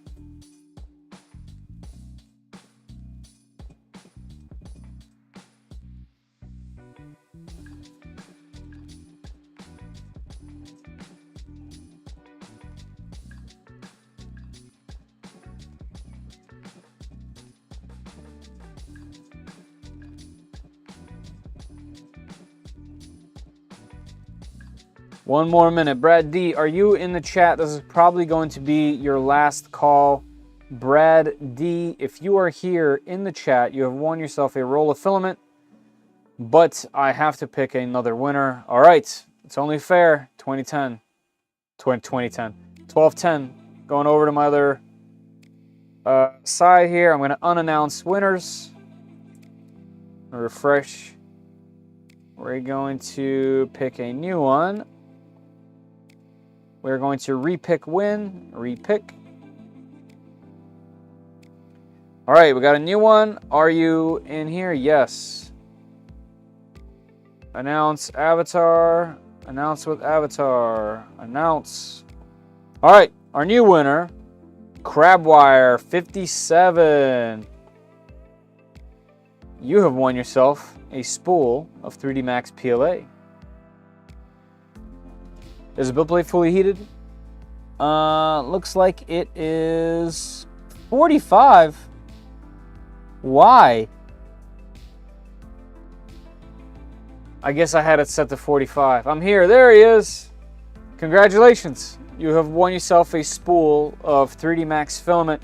Here are the instructions, Crabwire.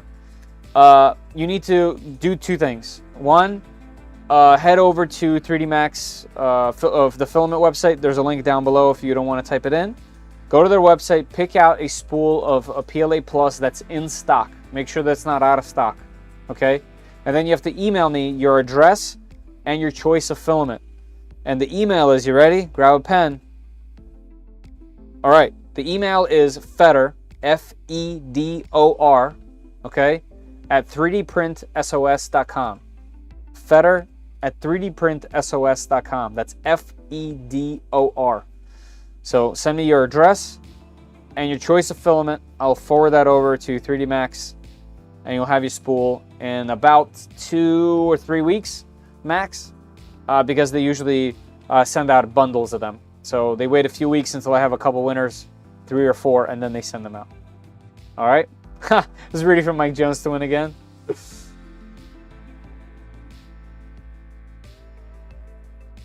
Nice, double design ASA. That's cool. That's pretty cheap for ASA.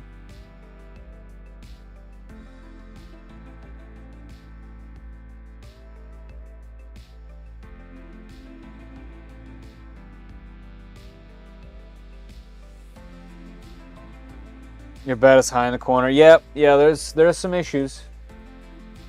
There's some issues, but we will fix them. I can't believe that the bet is set so low. 45 degrees is comical.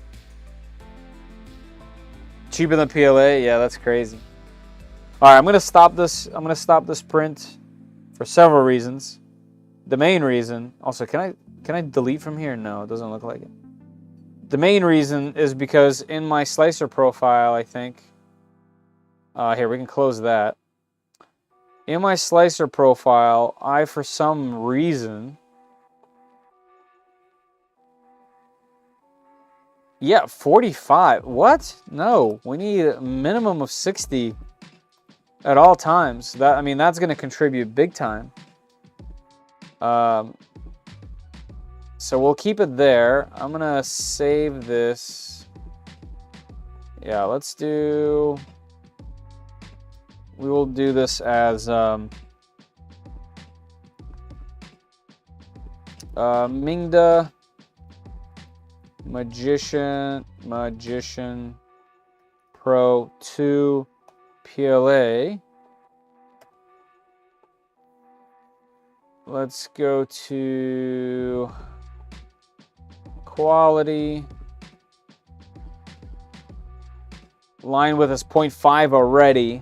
That's pretty good. I'm gonna probably leave that. Although, let's make it 0.6 maybe. No, I'll keep that.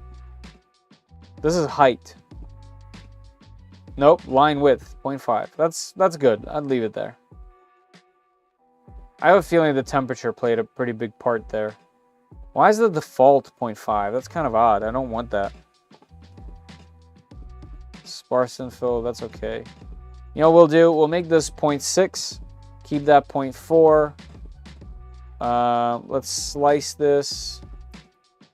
Oh, and we can make it a little bit faster because 45 and 35 is kind of nuts. Let's do 50 maybe. 50 on both. We'll do it that way. Let's throw this on. Slice. Export. No name. Let's name it the same thing so it overwrites. Replace, and then let me make sure I remove those things. Clean and eject. Remove those sneaky .0 files on there. Absolutely, you're very welcome. Thank you for sticking around till the end, hanging out with me, and just generally being here. Thank you.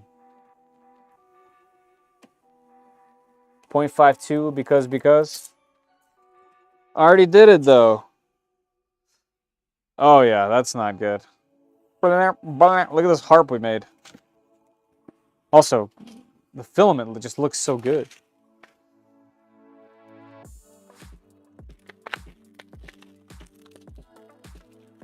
For cool plates, which needs glue. Ah. Printing like it's 2011 again. It's a bit old school feeling, huh? How in such a short period of time, we got so spoiled with 3D printers.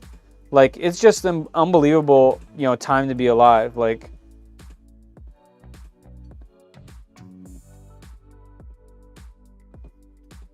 Like, it's only been extreme convenience for a very short period of time. I've suffered through 3D printing for years. And I don't, you know, I can see how if you've only been printing for like a year, your mind is probably, you can't even, like, you don't even know what was going on. Like, how tough we had it, like, just a short period of time. At one point, lead screws were actual screws from Home Depot. They were thin screws. Okay?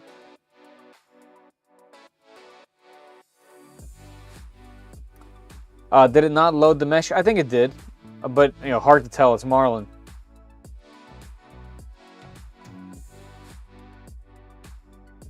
Is that Nano Diamond PLA? No, it's not. It's their brand new PLA Copper.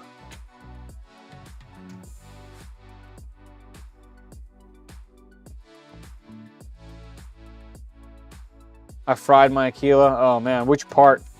What'd you do? What'd you do, Luppy? You weren't trying to paint it green, were you?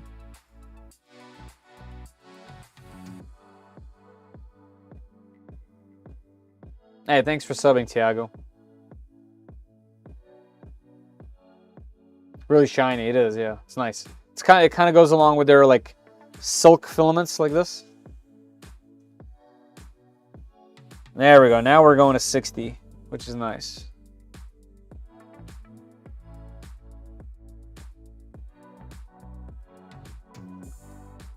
Suffering is old Tronxy single arm. That was always sagged on the x-axis after about 100 millimeters, and any job knocked it over. Yes. Wait, it runs Marlin. This isn't 2003. Yes, exactly. Right? How many times? Okay, so for the OGs, have you guys ever bought filament and bought the wrong diameter for your machine? Like, I remember that was a common issue.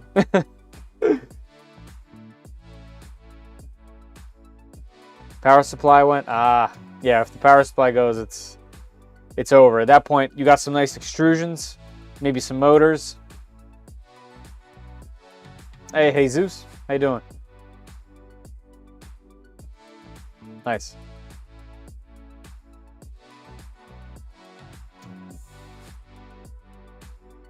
You want spaghetti, or you was. That's different. But yeah, I wouldn't mind some spaghetti myself.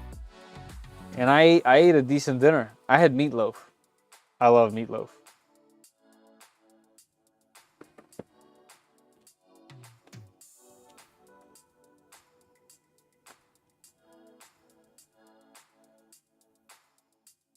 Filament? Nah, I just use Trimmerline. What is this filament? That's true, you can. Cool was here before we started. I got distracted with Final Fantasy 14. Cool. Welcome back. Mom, the meatloaf!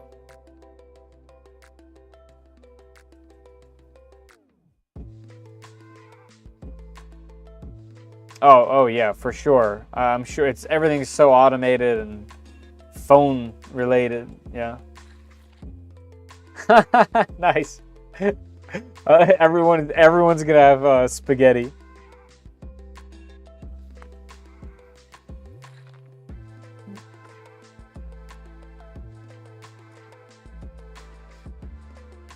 All right, so it is gonna go back and do some leveling.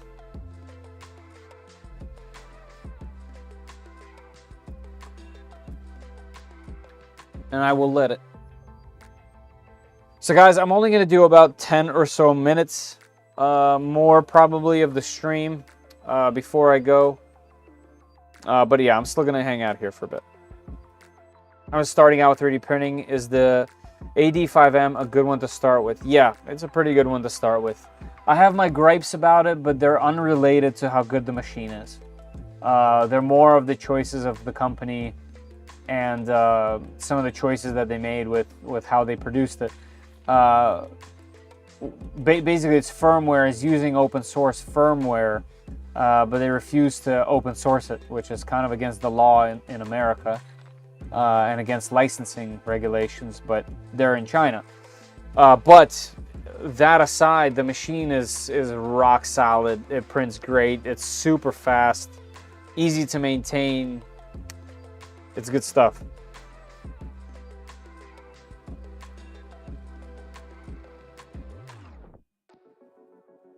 When I make spaghetti, I make enough to end starvation. That's because when you make spaghetti, you can never actually tell how much of actual spaghetti you're making. That happens every time.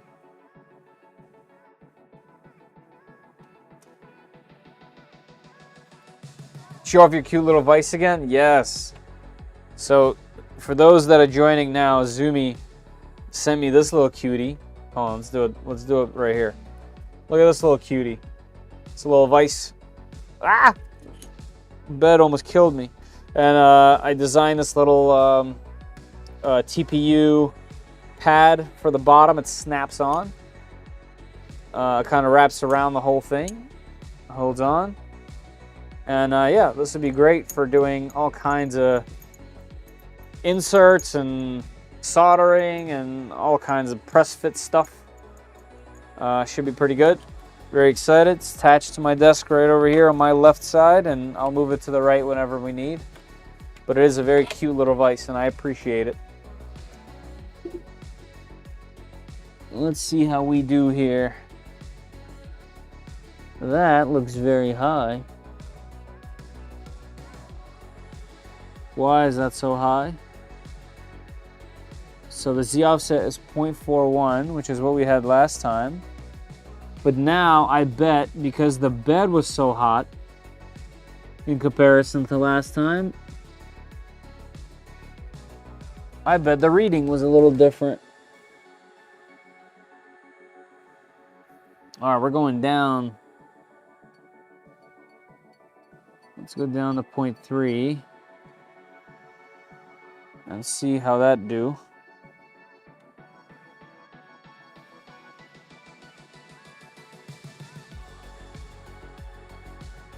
But it's also a wider and faster print as well. This is double the speed.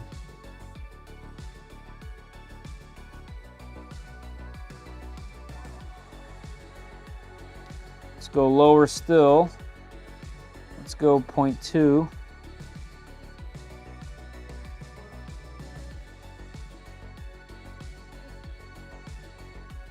Good purge. Almost like the purge on my Vorons, the camp style purge. There we go. That's looking a little better. There we go. Yeah, that's looking good. Let's see if that's a little too low.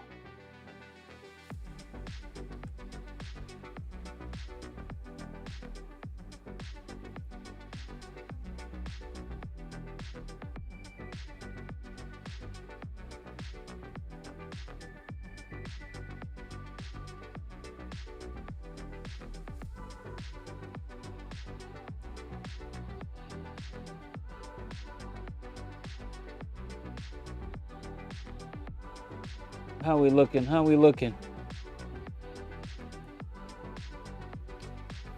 Admittedly, I really enjoy watching the first layers go on pretty much any machine.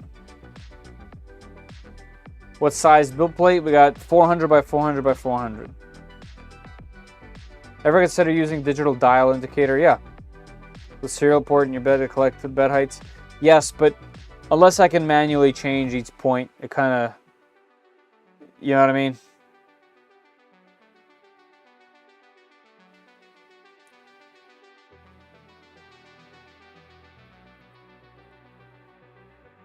Death by bed slinger.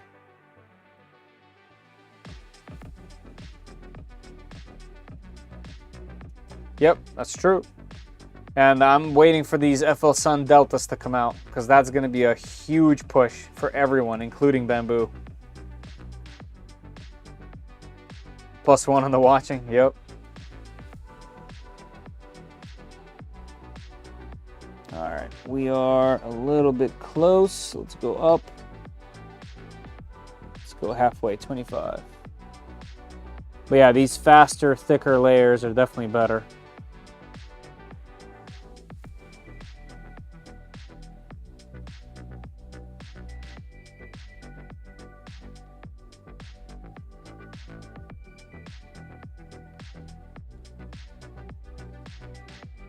It's gonna be great to have this thing dialed in.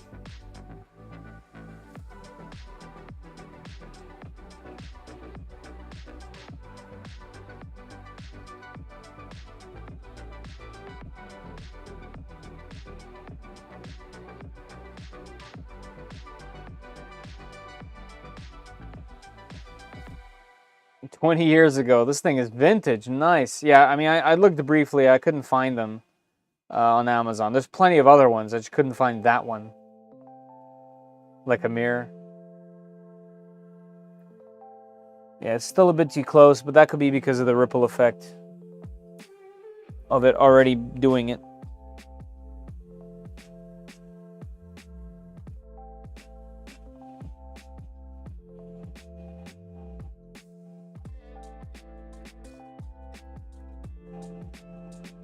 Also, technically speaking, closer is better than further away. But let's see what happens.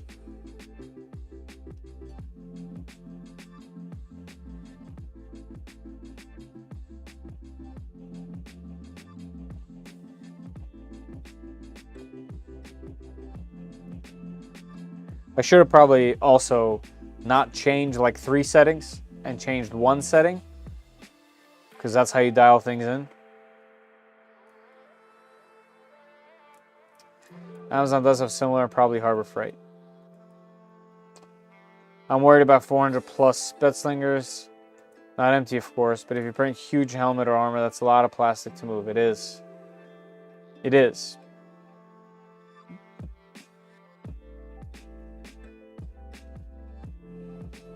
There ain't 320 Sunloop, but it's because it's a 320 Sunloop. Right? This thing's braced pretty good.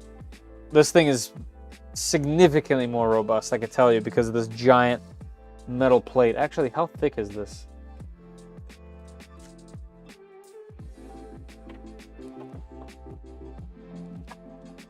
We got a 5.3 millimeter 5 millimeter thick plate of, I'm guessing, well, it can't be steel because it would be so heavy. Actually, I have a magnet. Yeah, it's aluminum. Or some alloy. Some giant monstrous piece of metal on the bottom all the way across. Like, this whole thing is just a super heavy plate of metal. And then you got these braces. It's a pretty robust machine. Yeah, I remember on, yeah, that's looking good now. I remember on pretty much every other machine, every other Mingda, I did a similar thing like this, where you kind of have to like figure out which setting really works for the first layer, and then you just let it rip and just go.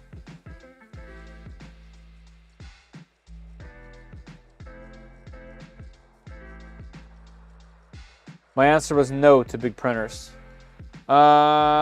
Yeah, there was a bunch of those answers from just me glancing when I was choosing a winner. Speaking of Towers of Doom, I saw something the other day about the tower in Pisa might finally topple. Really? I have some buyer's regret with the Sunlu. Firmware is awful because the integrated dryer, no special forms of Marlin work with the thing. Maybe Clipper can give it a second life, maybe? Maybe? Alright, everybody. I think that's probably long enough for a stream of this type. At least for now. What I'll do is I'm going to let one of these run whenever I'm pretty satisfied with it. And I'll post the photo, at least in the Discord, about how it turned out. Or maybe I'll post in the YouTube community tab about how it came out. Guys, let me know to some degree. I don't know if you want to do it now or in the Discord or whatever. Are you interested in seeing more of this machine? Like I said, I'm going to hold on to it for a little bit, just to print with it a little bit, get to know it a little bit better. I don't see many differences between the previous one that I did and this one. Outside of the little things that they improved just overall along, on all three of their Mingda machines. Across all three of their machines with the number 2 and this little piece here. It's definitely more streamlined, that's for sure. But yeah, it seems like if you need a big machine like this is definitely up there, because the build quality is nice. It looks good. It feels nice. The price is actually pretty decent.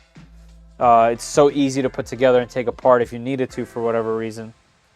So they finally fixed the foam. That's good. Thanks for the help. Absolutely. I love big printers, and I cannot lie.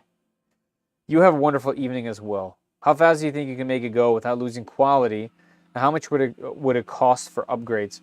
So as far as upgrades go, I think if it was me, I would buy a new nozzle at a minimum. Because I had a 0.6mm nozzle and printed everything I wanted on the other machine. But I think I would also do a different block. I would at least do a CHC type of block on this machine. Other than that, I don't know of any other upgrades you would want. So as far as upgrades, I think nozzle is probably the #1 part. And then the second thing, how fast it would print, I don't know. I'm not sure. I don't think you're going to be skipping many steps here. Like, this thing is powerful enough. But I also don't think you want to print fast on this because of how much this thing is moving. Like, you got to realize that when this bed moves all the way, that's 400 millimeters of movement. That's literally, it's double the Ender's full length, right? So this isn't a fast machine. I wouldn't consider it. The main use here is printing something big or printing a lot of something. And I think to do that, I think you would need a larger nozzle. So that's my opinion on this thing.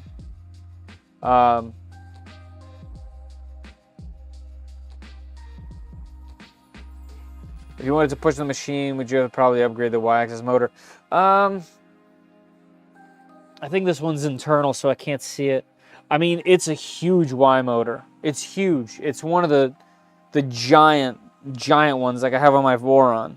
Like, you can see it sticking down underneath the metal beyond everything. It's the long boy. So no, I don't think you're gonna need to.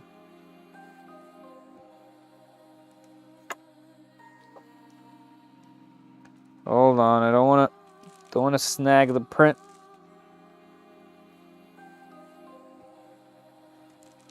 Oh, I hit 0.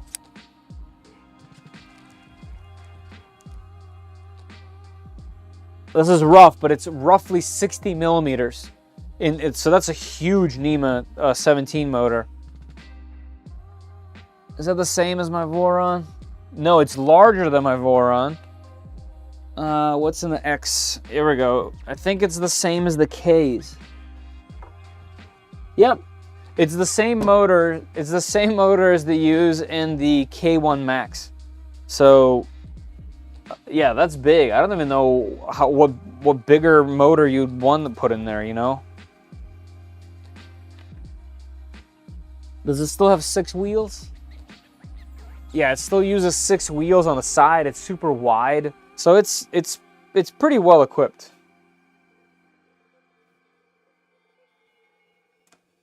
$70-$60. Yeah. Corks wise, but way better on bigger machines. Yeah, it just costs substantially more. That's the problem. It's just cost. I don't think it's a topic if it's better or not. I don't think anyone's going to argue with you about which one's better.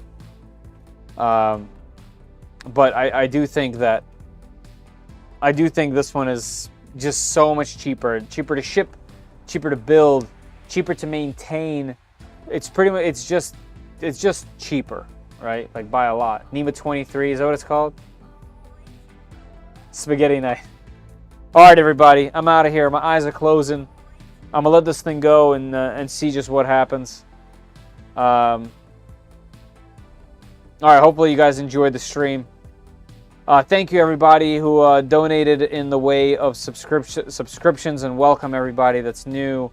Thank you, everybody, for sticking around till the end and signing up for a 3D Max giveaway. I don't want to butcher the name. Oh, I closed it. Who was the final winner? Let me scroll. Scrolly. Still scroll. I can't even scroll that high. Congratulations to the winner of the spool filament. Can I do it here? Oh, yeah. Oh, tiny icons. Can't see anything. I just wanted to congratulate them on winning. Crabwire 57. Congratulations on your spool. I'll be waiting for an email from you. Okay. It's Krabby. Yeah, Krabby. Okay, everybody. I'll see you all in the Discord. I'll see you guys in the comments of the videos. Peace.